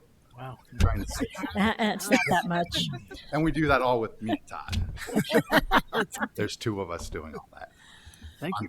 On top of the day-to-day break fix kind of stuff. Do we have any questions for Brian? I've got a couple. I just got one. Go for it. So, Brian, we talked in our strategic plan about tweaking the website. Yep. I'm sure you've heard talk of that. What are your thoughts on that? And No, we did it probably about 4 or 5 years ago. We did a website refresh. It's probably about time to do at least a look and feel update to it. I think the organization of it's laid out pretty well right now compared to other towns. There's some options we've been presented with from the current provider that we have to do like an AI chatbot. The cost of it was pretty cost prohibitive, but it might be something we think about adding. Interesting, because I know that in my just my own business, we use an AI chatbot. It's actually quite cost effective. Oh, really? Yeah. Yeah. Now they gave me I think. Do you remember, Kat? How much that was? The chatbot. Yeah, I think it was over 10,000 for the year. Wow. Maybe we'll talk offline. I mean, there's we'll talk offline about that. I don't know what you do. For a living. I'm going to like, talk about whatever. Like indexing PDFs and stuff. There's like a lot. So that's the chat. So it's not just a chatbot like as a customer service. Where do you want to go? It's going to be actually a chatbot. Yeah, it would provide service, actual service. I see what you're saying. So more of an AI agent than a host, so to speak. Exactly. Fair enough.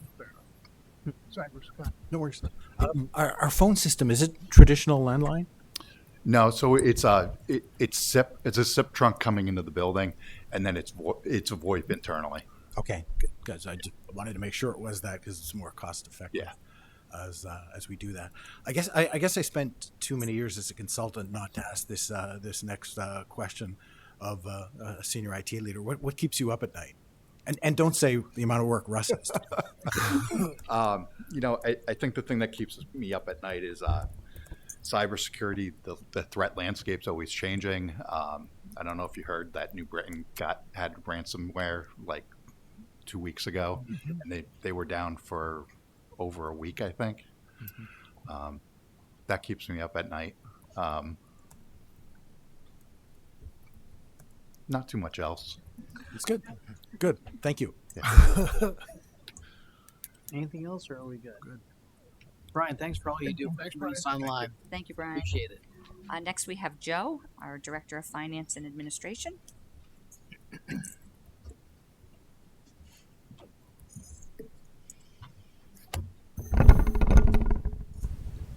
I'm kind of surprised you want to hear from me because you hear from me all the time. Get bored. Never enough. Joe Swetsky, Director of Finance, and thanks to you, Town Treasurer. Been with the town since June of 2004. I've actually, got a little brag for myself, I've actually been doing this since November of 1979. So I've been in municipal finance. So I've been doing this a long time, and I'm pretty old. Finance department has 3 divisions. We used to have 4, but Kathy took one away from us because I'm not really sure why. I guess we weren't doing a good job. That was Brian, which actually I'm kind of thankful after his presentation that he took it away from us. Any rate, we have 3 divisions. The accounting division, which is our catch-all division, that's support division for the town. Basically, the finance department is the support division for everybody else. Everything you hear tonight, but everybody else does, we have a hand in it in some way, some shape, or some form. Either whether it's the people that are hired, the accounting for grants, all that takes place, the purchasing, all that comes through the finance department. So in our accounting division, we have basically people who do payroll, accounts payable, accounts receivable, and accounting. Payroll, we do a biweekly payroll for about 300 people. Depending upon the time of year, it could be run from 250 to 300 people.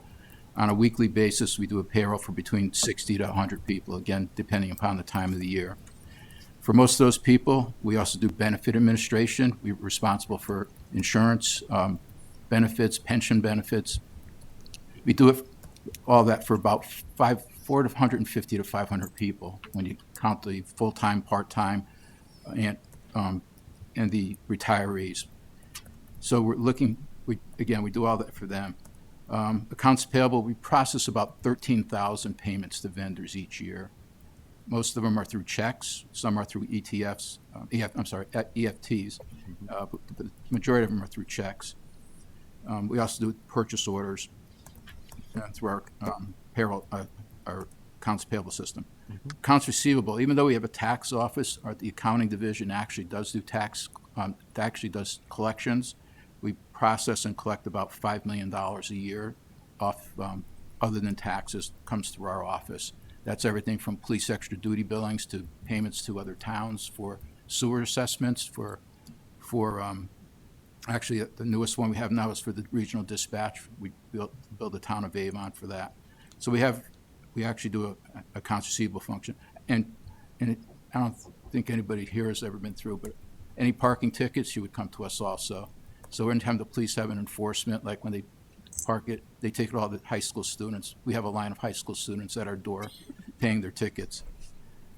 Accounting, the best thing I could tell you about accounting is you have that document in front of you that Catherine presented to you today. That's accounting at the finance department. That whole document, that takes about 5 months. We give it to them, they audit it, and that's it. So if you look in there, all those funds, we account for every single one of them. All the investment activity that takes place in there, all the debt management activity that takes place in there. I mean, that document, read that document, that's the finance department. I mean, it really is. That tells you what we do in a nutshell every year. And tax assessment is run by our tax assessor. They do the grand list. That's all the grand list and state grand list reporting it's done through that office. It's also every 4 years or every 5 years, the reval is done through that office. They're in negotiations constantly with residents and with commercial establishments on their assessments. They're in court pretty much quite a bit, a good portion of the year fighting assessment appeals, or they also work with staff with the Board of Assessment Appeals. They assist the Board of Assessment Appeals with their work. Tax collections, it's like it says, they collect all the property taxes in town. We issue about 40,000 tax bills a year. Most of them are motor vehicle tax bills, but there's still about 12,000 real estate tax bills, about 3,000 personal property tax bills, and the rest of them are motor vehicle bills. So they're constantly looking out there. And obviously the two busiest times of the year are July and January, but during the off time, they're out there collecting the delinquent taxes. They also collect the waste charges. They bill and collect the waste charges, your refuse collection, and also your sewer charges. We do that for the WPCA. Purchasing coordination, I don't say I'm the purchasing agent, but my office does do purchasing coordination. Most of the departments were decentralized with our purchasing for the smaller things. For the larger things, we do coordinate the bid process. We prepare the bid specs. We take the technical spec that's given to us, and we put on the boilerplate. We do the bid administration. We do everything through the start of the contract, and we hand it back to the departments. Most of the departments, though, for the smaller stuff, they're on their own to go out and find vendors, or if they ask for our assistance, we'll help them find vendors.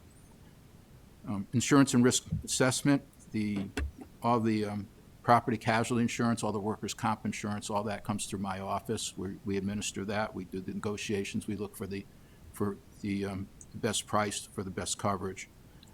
We currently work with KERMA, which is a big help to us. And we also do risk assessment in terms of looking at projects and what their exposure are, collecting or chasing down insurance certificates from vendors and from people who want to do business with the town or even want to use town property. We do require insurance. We do require them to provide us proof of insurance. I've talked about this a lot, but debt management, we issue debt, we pay debt, we monitor the debt markets. So we're very active in the past few years with debt. We've issued over $100 million in debt in the past 3 years.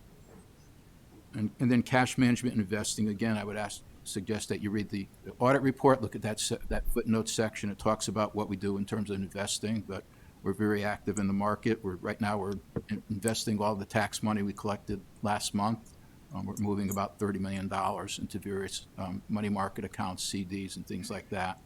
Hopefully to, again, generate interest that helps with our revenue, helps with our budget. And then finally, it's budget and budget prep and monitoring. I assist the town manager with her budget prep, and I also assist you with your budget deliberations, or hopefully assist you with your budget deliberations, and also we do budget monitoring during the year. So once the budget's done, it's just the start of the process for us, because we have to make sure that there's enough money in the budget, enough revenue comes in to support the budget, and people stay within their budgets, and if they don't stay within their budgets, find out why, and make the necessary adjustments. For example, you probably all realize by now that we're out of snow and ice money. So let's we probably all say Navinas for that there's no more snow, and Russ doesn't have to send the troops out. But we'll be coming back, identifying sources of where we're going to cover that. And we do budget monitor basically every day, 365 days a year. So, and then last thing, it's kind of a thing is long-term financial forecasting. A couple of weeks ago, we gave the long-term financial forecast for the upcoming years, and we do those probably 2 times a year. Now we're doing them about 3 times a year. It started off as a 2 times a year process. Now we're doing them 2 times a year plus on demand. So it's another thing we do. We do all that with 11 staff people. And I call it the rule of 3.5, and this is purely coincidental, but each division actually has, excluding me, each division has 3.5 people. So the tax office has 3.5 people, the assessor's office has 3.5 people, and the accounting division has 3.5 people. And the reason why we have 3.5 is one person shared between 2 divisions, one person shared between our department and the town clerk's office. So it does add up. I have to take issue with what my colleague said about her staff, because I think I have the best staff in the town of Farmington, and I have a very good staff. I'm very fortunate, and my staff is very knowledgeable. They're very dedicated to the town, and most of them are very, and some of them, not all of them, some of them are what I would consider superstars. They would thrive in any department, and they probably should be playing. They probably should be in other towns or other organizations where they can make a lot more money for what they do, because they're very good, and I'm really proud of them. And I think we have a really good team with them. And also, many of the staff are cross-trained. They're cross-trained within their own department. They could do, or their own division, but they're also cross-trained within divisions. For example, I have one of the unique things we have here in Farmington is our deputy assessor is also a certified tax collector, and she can go and run the tax office if she needed to, and she often does when the tax office is out and due various reasons. I have a staff person in accounting who could do any of the work in the tax office, and could also get by very well in the assessor's office. It's a very good staff, and they're very well trained. Challenges. My challenges are whatever everybody else's challenges are, because basically my office has to deal with whatever everybody else has to deal with. People have problems. People come, and, they need assistance. We're there to help them. Biggest challenge is cybersecurity and fraud. You just heard that from Brian. You're going to hear that from me. Cybersecurity and fraud are two things that we face every day, and you can never have enough training with this. We get it all the time. We get everything from people trying to steal other vendors' payments, to people forging checks, remote deposit of checks, and using your phone to deposit your checks is a great thing. I use it all the time. But check fraud it's rampant. I mean, we can get in banks process so many checks during the course of a day. It'll take them days or weeks before they'll actually realize that, oops, we shouldn't have processed that check. And you can get checks. I can give you an example. The Board of Education had a payroll check that somebody doctored. It was presented 7 times and cashed 7 times.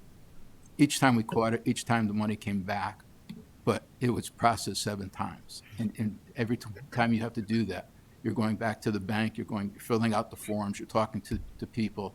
And the frustrating thing or concerning thing is there's nobody to report this to, because it gets reported, it goes wherever. It gets deposited in California. So it's a very difficult thing. Fortunately, we do have safeguards in place. We catch everything. We catch everything we know about. We've been able to reconcile our bank accounts, so I'm assuming we're catching everything. But it's a big concern. Phishing is a big concern out there, and we're always constantly educating our employees and always on guard for things like that. So I think that's about it. If there's any questions, I'd be happy to answer them. Thank you, Joe. Do we have any questions for Joe? I have one. Patty? Do we have cybersecurity insurance? We have Brian could probably talk about this more, but we do have a system that monitors all the emails that comes in and makes and looks at, sends us warnings about things that are taking place or suspicious things that are occurring. We are actually looking at, and I met with the vendor today. Just maybe address one of the things that came up with the auditor, the question, her recommendation. I met with the vendor today. We have a software system, accounting system. It's called Munis, and I met with the sales rep from Munis today. They're coming out with a new accounts payable module that will have an AI component that is specifically geared towards cybersecurity. And I asked them if we could be one of their test sites for it, but they already selected the 6 test sites. But they expect to roll this out. If all goes well, they'll be rolling it out in July. And when they roll it out in July, I asked them if we could be at the top of the list to actually be part of the rollout. So it will do things like, for example, you put in what your parameters are, what your guardrails are, and it will flag for those. So if you're paying a vendor once a year and you tell that we only pay that vendor once a year, if a second payment comes in during that same year, it's going to flag it and kick it out and ask you to override it or check on it, things like that. If the vendor changes their address or their name more than twice a year, again, these are all guardrails you could put in there. It'll flag it. So we're looking at improving our cybersecurity, improving our processing. One thing I'd really like to do. I don't really like to do it because it's a horrendous process, but one of the things that you sometimes do is you sign up all your vendors, and you basically send out something to all your vendors saying, here's a form, fill out the form, and we'll reload you. If we don't get the form back, you're out. And it's a horrendous process. We have over 18,000 vendors on file. So, and some of those are one-time vendors, but a lot of them are every month vendors, like Eversource is an every month vendor, obviously utilities, things like that. So it's a difficult process to weed and monitor that. Do we have insurance coverage? We do not have insurance. Okay. We had insurance up until about 3 years ago. We got dropped, not for anything that we did. The market tightened up at that point. We attempted to get insurance 2 years ago. The insurance companies did some probing and found some soft spots and denied the insurance. My understanding is that they would not be able to find those soft spots now that it's all been rectified. So I've been talking to our to Kerma, people at Kerma, about putting in an application for July 1st and seeing what we can get for insurance. The market has also softened up quite a bit since then, so we'll probably look at it again this year. Thanks. I don't want to extend the night beyond, where we're at, but just quickly, you've been here since '04, you know what I mean? And was there a standalone treasurer in '04 versus it was always part of? It was always part of the finance director. Or finance director. Yeah. Okay. It's a trend, actually. You guys were probably one of the forerunners or leaders in that. Okay. Whoever was here before me, I'm not sure how it came about, but in many towns, especially of this size, they'll have either a separate elected treasurer, Correct, or a separate appointed treasurer. correct. And slowly that's been done away with in a lot of towns. They've gone to the combined, like for example, Simsbury now has a director of finance / treasurer. There are still my town I live in, they still have a separate appointed treasurer, part-time treasurer. But that trend has really been going away. Got it. Thank you. That's it. Anything else? Thanks, Joe. Joe, thanks so much for all you do. Appreciate it. Next, we have Kat, who's our assistant town manager.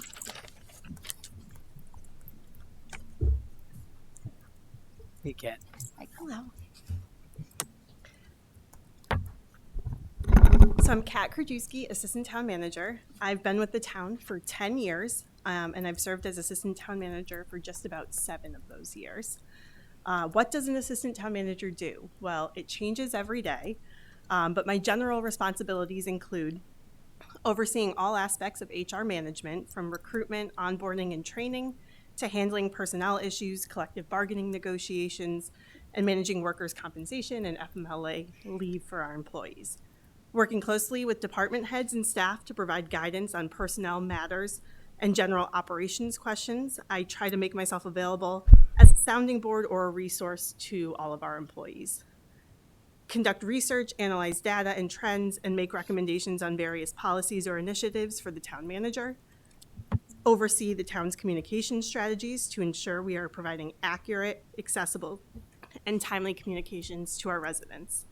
Serve as a staff liaison and staff support on committees as assigned. Currently, those include, and take up a lot of my time, Farmington High School Building Committee, 1928 Building Committee, Ad Hoc Sidewalk Committee, and Ad Hoc Fire Station Committee. I also assist in the budget development and planning, which we are in the thick of right now. But all of this work would not be possible without the town manager's support staff in Devin, Amanda, and Melanie, as well as the collaboration across all town departments. So some HR highlights. In the past year, our HR initiatives have focused heavily on recruitment and retention. Our workforce is comprised of 159 full-time employees and 150 part-time or seasonal employees. For full-time recruitments, we fill approximately 27 vacancies per year, and this is our 3-year average. And that's a combination of both external recruitments and internal promotions. We've enhanced our recruitment and onboarding process to make it more streamlined and welcoming for new employees. And we've instituted an employee newsletter to strengthen internal communications and keep staff informed. Since COVID and our security audit, where the doors are closed at Town Hall, people seem like they're more in silos. And we have departments across town, so that newsletter enables people to receive updates, who's hired, who's retired, and really just keep all of our departments connected throughout the year. Some challenges that we see, we continue to face challenges in filling engineering-related positions, as Beth mentioned earlier, which is a trend for many municipalities due to a limited candidate pool. In Farmington, staffing levels are lean, and the expectation is a high level of service, so we do a lot with a little.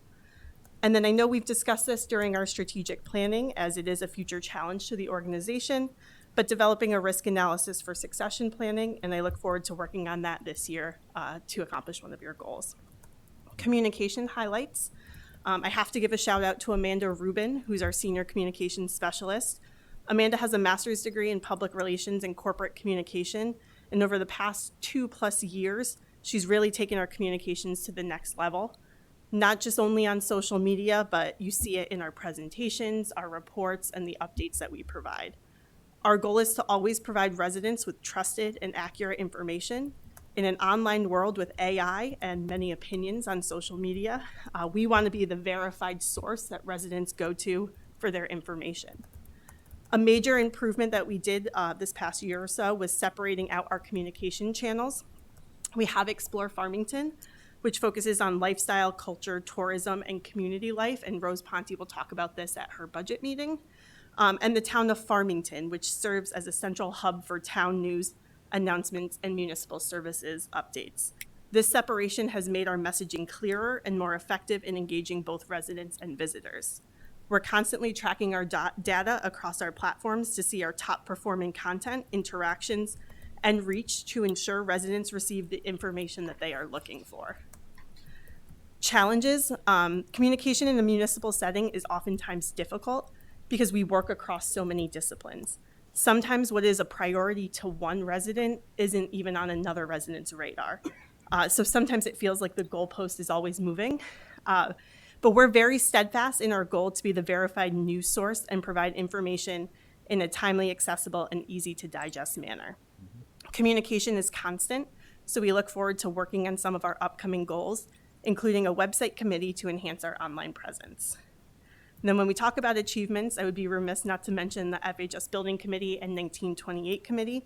I think both of these projects speak for themselves, but both have been wonderful committees with dedicated volunteers, town staff, Board of Ed staff, professional partners, our legislative delegation, especially for the high school. And they're both prime examples of successful public infrastructure projects that will benefit the community for generations to come. And I'm just very proud to have served on both of those committees. And we are so excited for our move this week to the new town hall. So that's it in a nutshell. Happy to answer any questions. Any questions at all for Kat, other than thanks so much for everything you do, Kat? You have a You're a busy rock star. week. You're You a have a busy week. Thank you. Thank you for all you do, Kat. Thank you. You were good. Thank you. Okay, let's move on. D, public hearing, we have none. E, new items, we have none. Let's move on to F, public comments. If anyone is in chambers who would like to make a comment, please come up to the podium. You have 5 minutes. Give us your name and your address, and we look forward to hearing from you. Turn it a little bit. Who am I talking to? I'll talk to all of you. My name is Amy Seferdini, 5 Hart Street. I'll start with 3 facts. About 25% of Farmington is senior citizens. ARP recently said Farmington is the 4th best town in all of Connecticut to live in for seniors, which is pretty outstanding, although we can even get better. And the third thing is when NBC Connecticut wanted to answer the question, what do you do before this crazy storm a week and a half to help your seniors, where did they come? They came to Farmington, and they interviewed Nancy Parent, and she spoke about our list of people who are in need or at-risk people in need and what we're doing, as well as they came and spoke to the executive director of HOPE, and she spoke about the Meals on Wheels program, what they were going to do, and her general advice that just in this town, check on your neighbors, check on your senior neighbors. So the reason I bring those 3 simple things up is we all know one thing. Farmington is an amazing place to be a senior, and we have a lot of seniors. And the first thing I'd like to say is it is an amazing place because of all of your leadership and people like Nancy. We take care of our seniors. We make sure they're safe. We make sure they're healthy. And we make sure they have the place in this community that they call home. And I think that's huge. That third piece is super important. You guys are the leaders. You take care of them. But you have this one little arm that helps you sometimes. And that one little arm is kind of why I'm here today. That one little arm is a nonprofit. It's made up of 120 volunteers in Farmington, an amazing executive director, and a pretty active board of directors. And that is Hope Partners of Farmington. I'm a member of Hope Partners of Farmington. What I think all of you know, because many of you were at our open house, and I thank you very much. We're in charge of congregate meals. We're in charge of Meals on Wheels, Friendly Shoppers, the medical equipment store or closet, depending on what you call it. Additional transportation for medical appointments, sort of working with the town, as well as forget-me-not programs, which we go and we bring wonderful little gifts to people in town just to remind them that you're part of this town and we're thinking of you. So those 6 programs are the main things that what we do. I'm a board member. That's why I'm here. I'm speaking to you today. And first and foremost, I want to thank you for housing us, because currently you house us at the community center. Thank you, Kathy. Thank you for adding to our budget, helping us every year. And thank you for collaborating with us. I mean, we all together work to do right by our seniors. They're deserving and appreciative crowd that often doesn't advocate for themselves. And that's one of the reasons we're all here. Also here today, in addition to a thank you, is to tell you what I told Kathy, your town manager, and Kat in a meeting with a few other people. We will be asking for a little more help this year. And it's not because we're not working overtime to try to get funding, but we have 2 big problems. One, our main donor, United Way, changed their criteria, and they no longer accept us, so we lost a big chunk of money from them. But our other big problem, ironically, is when you go to probably the vast majority of anyone in town and tell them about these programs and ask them to donate, they're like, well, the town pays for that. Why would I pay for that? My tax dollars are covered. So because we all work so nicely together, people often are not donating to us. We're going to keep working to increase our numbers, but we need a little more assistance. So as I said, we spoke with Kathy. We very much ask that you guys get a little more assistance upcoming year. We're not going away. The people on Hope, the volunteers, I mean, these people are so dedicated to doing right, and we're going to continue to do that. But from a financial standpoint, if we continue to operate in the red like we've been doing it for within 3 years, we're out of reserves. We don't have the money anymore. So we ask for a little more assistance. We will continue working as hard as we can with the goal jointly as partners to keep our seniors safe, keep them healthy, and again, make sure that they are part of this community that they call home. So I just wanted to touch base with you, ask you for your help. Thank his town manager very much for meeting with us and collaborating with us. So, and we have Dean here, who we wanted to have, a woman was going to come and speak who her mom benefits from Hope, but it got really late, so now we have a letter. Thanks, Amy.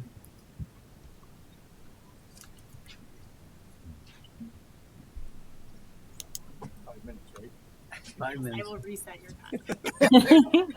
I won't need the full 5 minutes. So Dean Delatch, 29 Basswood Road.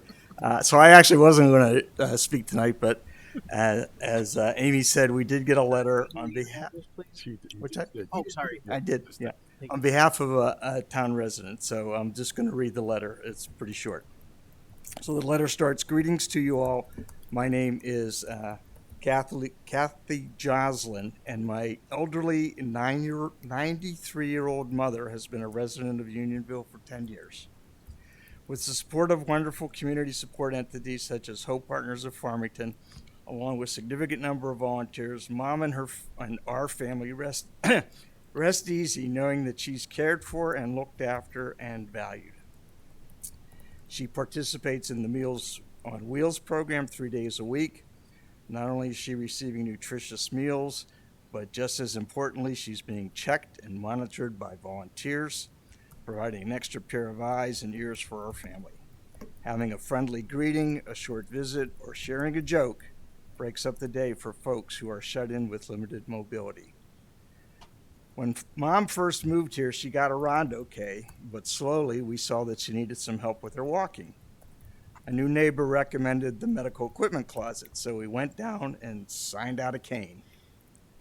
Time passed and Mom needed more stability, so we signed out a walker with a pocket and fold-up seat, a very helpful item. Years passed and we needed to find a transfer chair and a shower chair. The medical equipment closet had those available. Recently, we had to search for a transfer chair with a wider seat. Lo and behold, with the help of the great staff, including Mike Festa, and I'll make a little aside here, Mike Festa is not a paid staff, he's a volunteer. But it just goes to show the dedication of the volunteers that she thought he was a paid staff person. Anyway, we found the needed chair. The fees for signing out the various pieces of equipment are more than fair, and they are manageable for just about all clients. The cards, little gifts, and cheerful surprises from the Forget-Me-Not program are greatly appreciated by Mom. They always bring a smile to her face, and they are such positive perks. We are extremely grateful for the heartfelt concern, care, attention, and problem-solving abilities that the Hope Partners of Farmington provide to our senior community. With more and more of us approaching those senior years, no doubt the cost of providing this care will increase. Please provide extra financial support to not only continue but expand the programs that Hope Emery, who's the founder of Hope Partners, initiated. What an incredible legacy. Thank you. Great. Thank you, Dean. Is there anybody else in chambers who would like to make a statement? Please come up. Just provide your name and address for us. We look forward to hearing from you, Barry. Barry Aguado, I was going to say my Long Island address, 36 Westview Terrace, Unionville. I learned a lot today. I've never been to one of these meetings. I listened to a couple, but I've never been on site. And I'll tell you, I'm more happy I'm here. And, mine has to do with taxes and concerns about taxes. When we first moved here, we moved here for our grandchildren. So me and my wife said, we're going to leave our house to our grandkids, to our granddaughter and grandson, and they'll have a home. They won't have to worry about it. But then I noticed that in 22, I got a 14% increase. That was with the reassessment. And then in 23, I got a 5.1% increase. And then in 2023, I got a 4.6 increase. And I thought to myself, what's that going to be in 20 years? So I created a spreadsheet with if taxes were 2%, 3%, 4%, 4.5%, and I saw how it grew if it was 4.5%, which the last 2 years were in that rate, plus another 5% for every reassessment year. That's what I put in the sheet, and you'll see it if you guys look at it. So I saw the numbers were so high, and then you have to make two payments of. At some point, it's going to be two payments to $10,000 if it keeps going, and even two payments to $20,000 if it keeps going the way it is. So those were my big concerns, and I applaud and praise the effort to keep cost reduction in the budget process to keep our mill rate on the lower side of the comparative valley towns. However, taxes are still rising, and worried about property taxes reaching unattainable levels of taxes. So that's really my big concern. I don't think I need to read all this. And everything I heard here, I learned a lot, that there's more things happening here than I have no idea. So I want to be a nice guy. I don't want to be a, I don't want to be a problem. We're glad to have you in Farmington, Barry. Yep. Thank you. We value your comments. All right, thank you very much. You have the sheets. I have on the sheet. I put my email address, and if anyone wants to reach out to me or ask me a question, I'm glad to talk. Thanks. Kat, do you have his comments? them. Okay, can you make sure you pass them around? Yep. Thank you very much. Thank you. Thanks. Is there anyone else in chambers who would like to make a comment? Kat, do we have anyone online who would like to make a comment? I do not see any hands raised. All right. We'll give it a 1, a 2, a 3. All right. We will close comments. Thank you very much, everyone, for speaking and sharing your thoughts. Let's move on to G, the reading of minutes. Would you like to make a motion on number 1? I move to approve the January 13th, 2026 regular town council meeting minutes. Second. Any discussion? I just had 2 minor corrections. Unfortunately, I forgot my copy with me. So we appointed Land Use Council Pullman and Comley. It's Pullman, P-U-L-L. I'm sorry, it's Comley that's misspelled. C-O-M-L-E-Y is the correct spelling. And then for item L43, In parentheses, it says Fagan. It should say Davidson because Lisa Fagan was replacing Josh Davidson. Thank you for getting those. Other than those, are there any other adjustments? All in favor of approving the minutes as adjusted? Say aye. Aye. Aye. Aye. Opposed? Abstained? Passes unanimously. Item 2. I move that we approve the January 20th, 2026 special town council meeting minutes. Second. Any discussion? Was that the one that Tim Kelly took issue with his comment? And that got corrected? Okay, those were adjusted. The only thing I would do is under goal 5, it says council members stated that the track is currently in poor condition and that the preferred approach would be to address. Was that a specific council member? I don't know. I don't think I was part of the council member. I definitely said it was in poor condition. I'm not any expert to say what needs to happen. Right. I just know anecdotally what I saw. So I may have been that council member. I don't know. Okay. As far as the recommendation, I don't know. Right. Okay. I was just curious, because I think further along, I think we need to have a scope, you know what I mean, versus just anecdotally saying it needs to be replaced. I agree. So if we don't, understanding that, that's fine. Good as stands, because we'll be talking about that further. Mm-hmm. Are we good? So all in favor? Aye. Aye. Opposed? Abstained? Passes unanimously. Item 3. I move for approval of the January 27, 2026 regular town council meeting minutes. Second. Any discussion? Mr. Chair, just a minor note on section D3 at the bottom. The range we said would be 3 to 4.5, and I think it says 3 to 4. So minor change. So might change to 4.5. Mm-hmm. Anyone else? Okay, are you guys okay with moving that to 4.5? Yep. All right, let's move that to 4.5. So with that adjustment, is everyone, all those in favor of approving the minutes with that adjustment? Aye. Aye. Opposed? Abstained? Passes unanimously. All right, let's move on to H, the report of the town manager. Kathy, it's yours. You have the written report in front of you. We are moving out of this town hall, so we have an update. We've been doing some social media and some different things. I don't know if you saw the sign on the door and things like that. I saw the Instagram post. And the Instagram post, yeah. So we're basically all packed up, and movers are coming for a lot of the offices over President's Day. And so we are good to go, and wanted to talk about that. And just that also the offices are going to be closed on Monday. And we have an item later on, but we are proposing that we have the public hearing on the Meadow Road sidewalks at the second April Town Council meeting, and setting that date in advance so people know that it is coming. And so that is an item later on. And then the last thing I just wanted to say is that I would be remiss with the staff that came in tonight, and that, really everyone here does a super, super job for working for the town of Farmington. And I think we're really, really fortunate to have such a great team of people.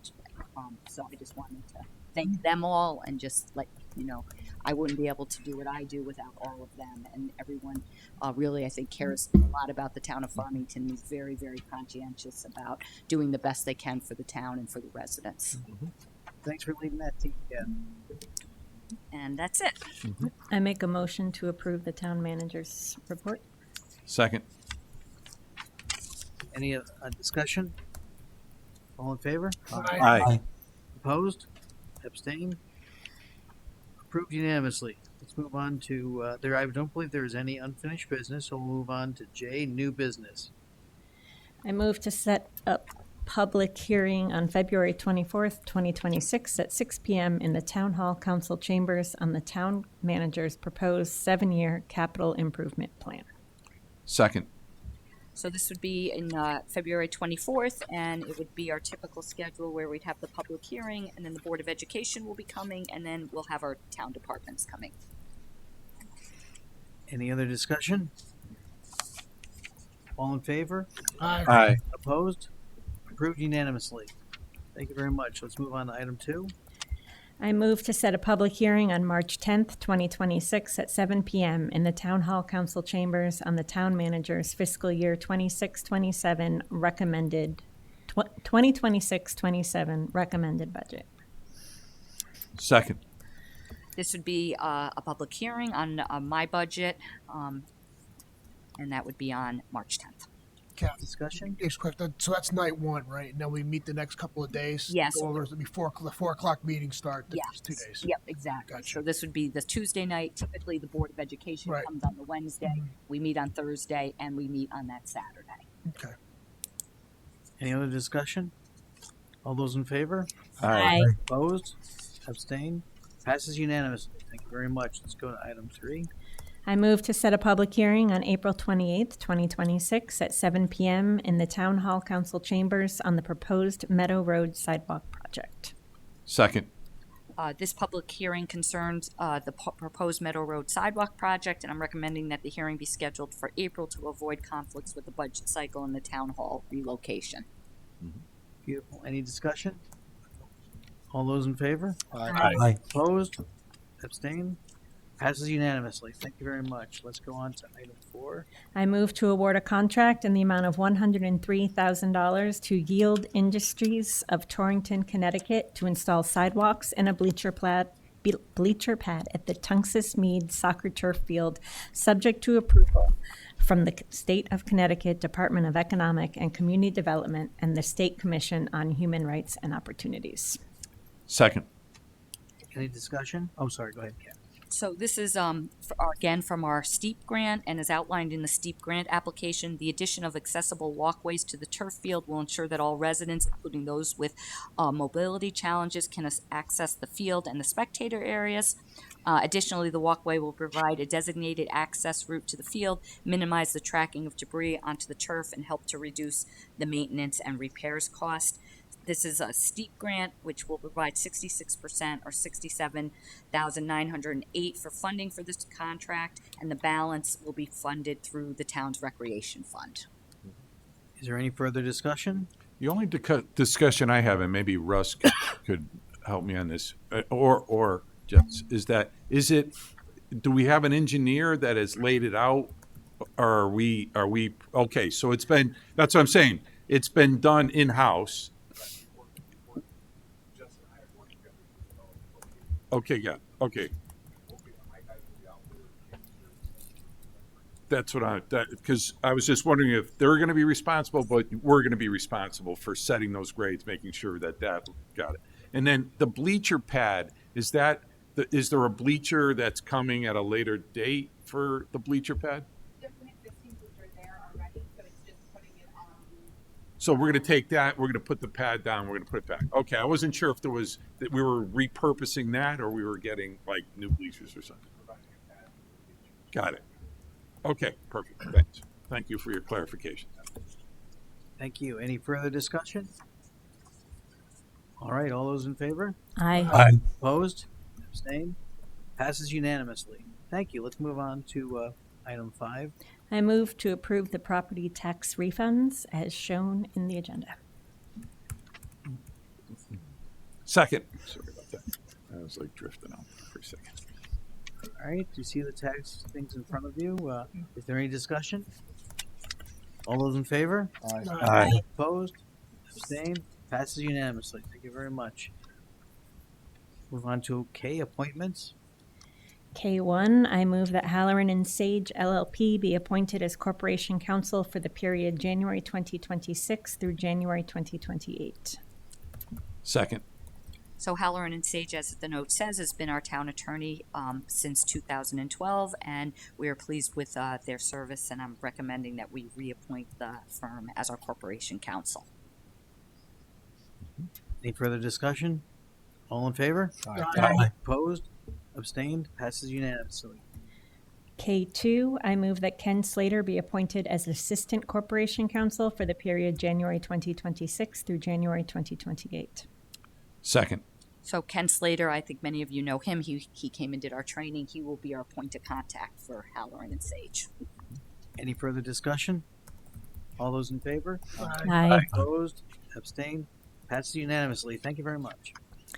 K3, I move that Abby Barretto be appointed to the Avon and Farmington America 250th Celebration Joint Subcommittee for an indefinite term beginning immediately. Second. Any further discussion? All those in favor? Aye. Opposed? Abstained? Passes unanimously. Thank you very much. K28, I move that Nadine Canto be appointed as liaison to the Library Board and be removed as a member of the Water Pollution Control Authority effective immediately. Second. Any discussion? All those in favor? Aye. Opposed? Abstained? Passes unanimously. Thank you very much. K29, I move that Keith Vibert be appointed as liaison to the Water Pollution Control Authority and be removed as a member of the Library Board effective immediately. Any discussion? Oh, sorry. Second. Any discussion? All in favor? Aye. Opposed? Abstained? Passes unanimously. Thank you very much. K30, I move that Dave Lutkowski be appointed as liaison to the Retirement Board and that Bruce Polsky be removed as a member of the Retirement Board effective immediately. Second? Any discussion? All those in favor? Aye. Opposed? Abstained? Passes unanimously. Thank you very much.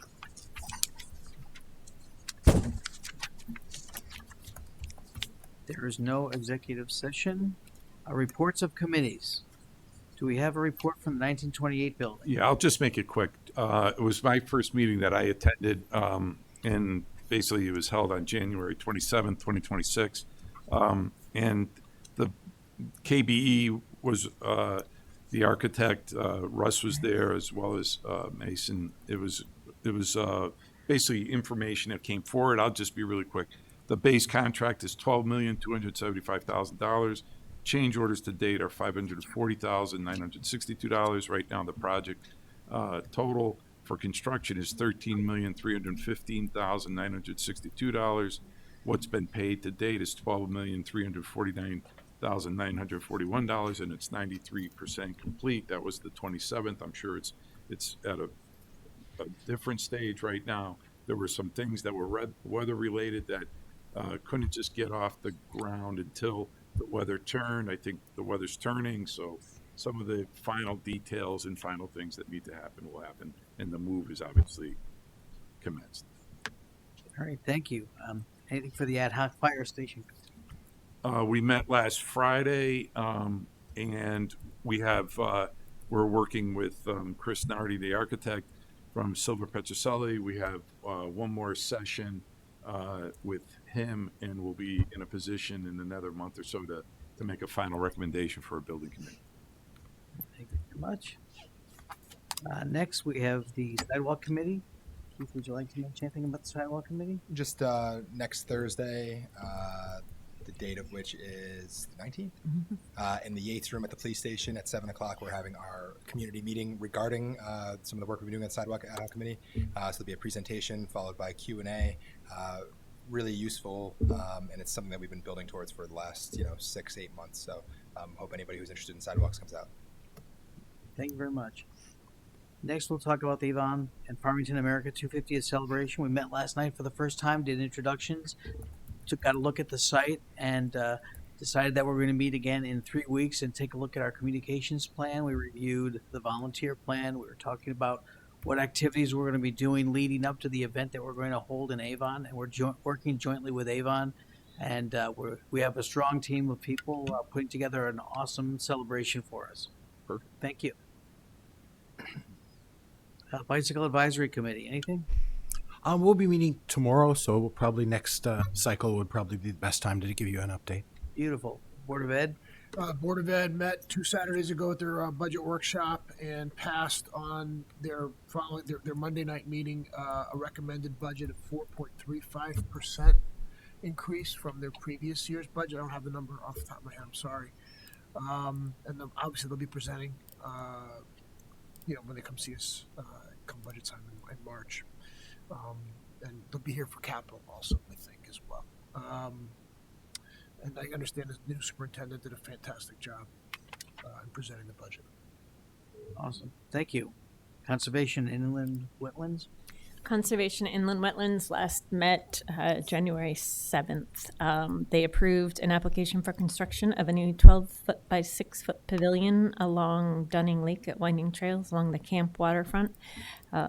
They also reviewed an application from Metro Realty for a parking lot installation at 20 Scott Swamp Road, determined it was a non-significant activity, so it was approved as doesn't have any direct impact to wetlands. And then the town planner provided an update on wetlands restoration at 114 West Avon Road associated with the cease and desist order.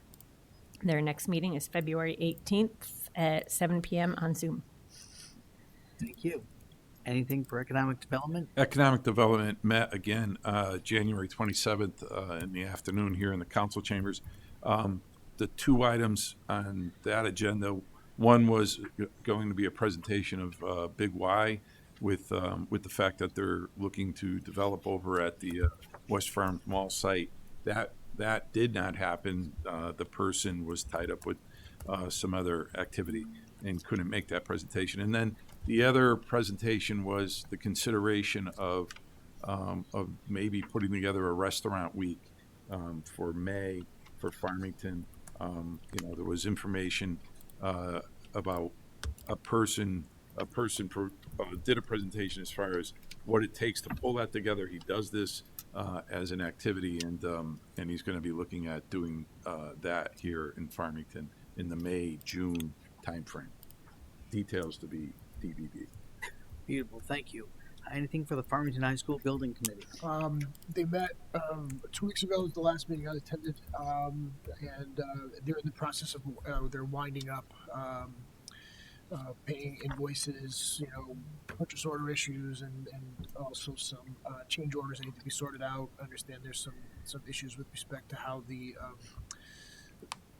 no, I don't want to say it like that. They're doing their due diligence and administratively wrapping up their work at the high school. We did talk a little bit about how to handle the track and the turf situation. There's more to come on that as well, and I think there's some concerns about not concern, but some thought to perhaps streamlining their wrapping up process to perhaps making things a little easier and not having necessarily as many meetings because they're just doing some really doing administrative things at this point in time. So maybe kind of streamlining that process to try to get this to the finish line more efficiently.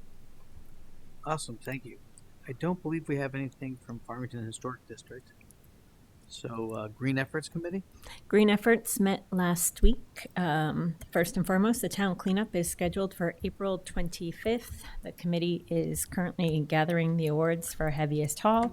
A sign-up genius will be coming out for volunteers. Hopefully it won't rain this year.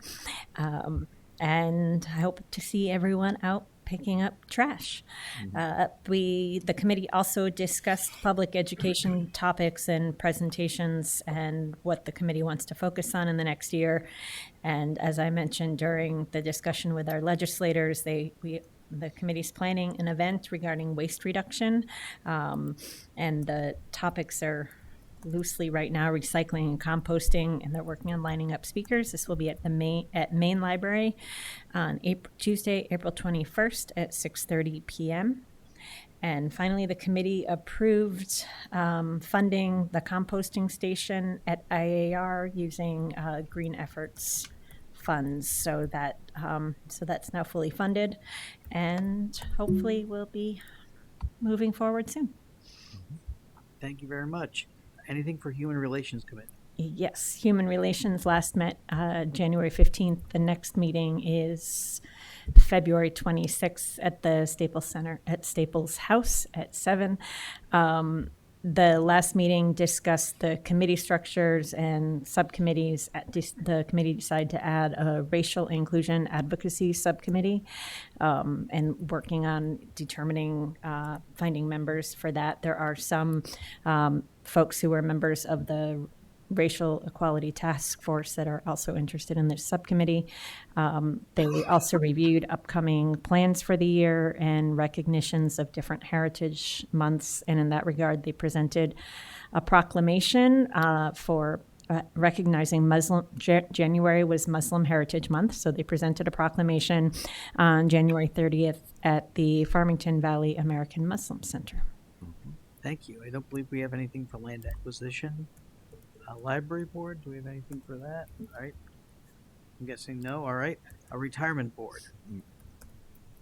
Anything there? No, nothing Okay. yet. So I just wanted Something to coming up put out, you never know. Town planning and zoning. Town planning and zoning, there have been 3 meetings since we last did an update, so on a couple of important things to catch the council up on. At the January 26th meeting, the Goldfish Swim School is having a new sign where the former Barnes & Noble is on Southeast Road. That was approved, so just a sign at this point. Looks nice. You can see that there. The bigger development at that meeting, though, was the approval of the project for 20 Scott Swamp Road, which is the former Touchpoints nursing home, which is notable as an 830G housing project. It's behind the CVS there, and it's been vacant for some time. The new project is going to consist of 4 2-story buildings, 1 3-story building, with 62 multifamily supportive housing apartments, 80% of which will be considered affordable. So that's 49 affordable housing units, 14 at market rate. The former Touchpoints building is going to be completely demolished. The timing they're thinking, if the approvals go, would probably be later this year when they would begin that, and the demolition would begin. Just for reference, the Touchpoint building was built in 1980, and it housed 105 residents and over 100 staff. The new project, which has no name, is going to have all new landscaping, new infrastructure, and it will take about 14 to 18 months to build after the demolition. So we're probably talking about early 2028 before they would start to be occupied. A couple of data points I want to share with the council, just because I think it's useful to know to add in, because of this being a affordable housing. The Up House condominiums where the former Marriott is. Anybody know what a 1-bedroom apartment costs? It's $2,500 a month to have that at market rate. Olmsted, which is the development at 80 Batterson Park Road, that's $2,885. So as currently, if Scott Swamp was there, a 1-bedroom apartment would be $1,734 at 80% of AMI, and $1,021 at 50% of AMI. And just to refresh for affordable housing, AMI stands for the area median income, which for a 1-person household is about $71,000.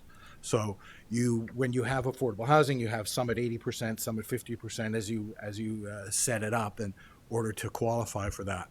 In terms of our affordable housing numbers, as you all know, it's 10% is the goal. The last recorded number for Farmington is 8.8% of that 10% limit. The 2025 number hasn't been calculated yet, but it'll come out. We're thinking it'll probably be around 9.3 at this point once Trailside comes on and 80 South Road is in there. And this new development may well take us up over the 10%. In terms of school-age children, they're estimating 12 to 16 school-age children will be housed there, and it will be aimed at workforce housing like the Trailside project on New Britain Avenue. So sorry to go on a little bit long. I thought those were useful data points for the group. Last night was another long-running meeting.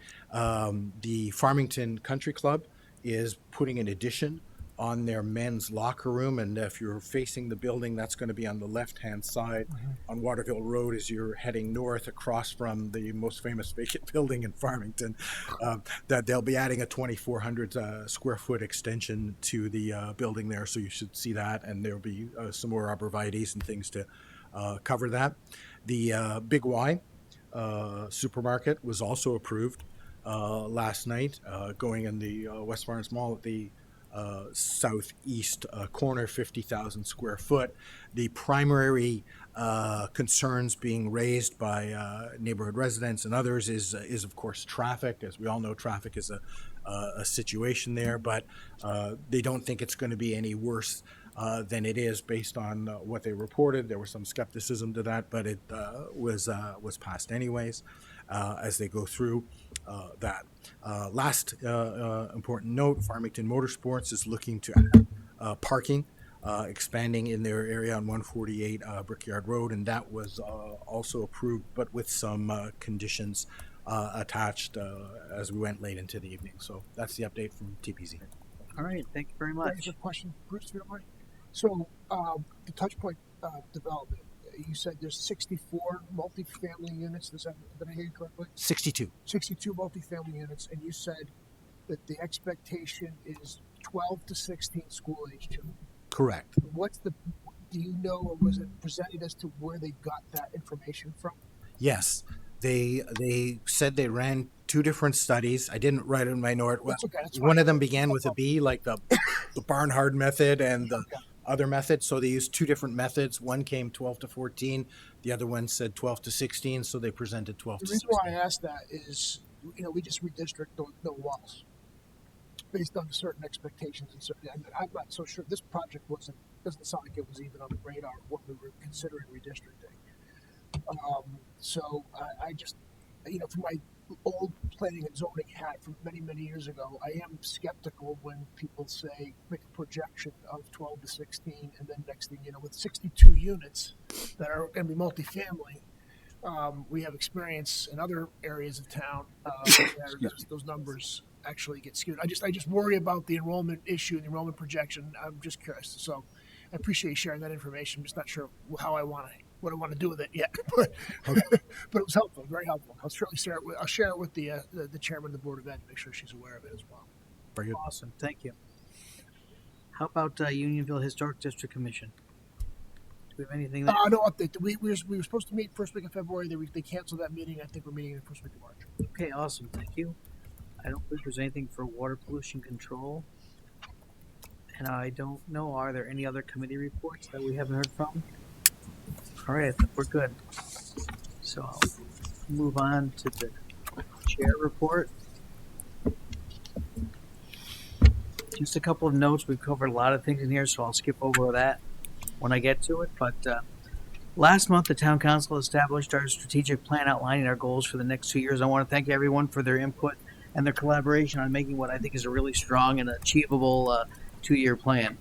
You can find this plan on the town website for review if you'd like to take a look at it. And information gathering has begun as we prepare to discuss next year's budget.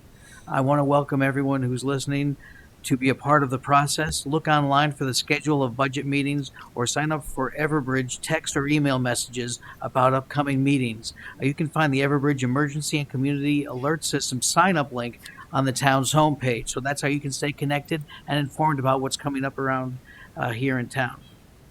Some upcoming events that I'd like you to put on your radar. It is tax season, and the volunteer income tax assistance is available to individuals and families whose combined annual income is no more than $69,000. You can call 860-424-7185 to schedule an appointment now through April 11th, and that will be at the First Church of Christ congregational offices. Also, the Ad Hoc Sidewalk Committee, as you have heard, will hold their public information meeting on February 19th at 7 p.m. at the Yates Community Room at the Farmington Police Station. Please join us for that, because there's a lot that we will be sharing with you, and we do want to hear from everyone about your opinions on sidewalks in town. Also, Hope Partners is having a Dine to Donate fundraising event on March 9th, 11:30 a.m. to 9 p.m. For dine-in, or takeout, and a percentage of the proceeds will help their mission.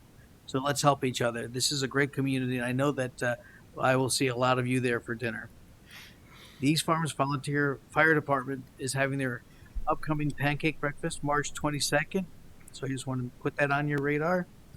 And also I want to put on your calendar the America 250th celebration on Friday, June 26th. You will be seeing a lot of support for that and a lot of promotion, and we look forward to having all of you join us for this historic event. And you heard about the town hall moving. We'll be starting this Friday, and there is all sorts of information to find out just when you can get stuff done as we move offices. I'm sure it's going to go smoothly. If you go to the town website, you can get information. When you do come in, we will be there to assist you in getting to the correct place to take care of your business.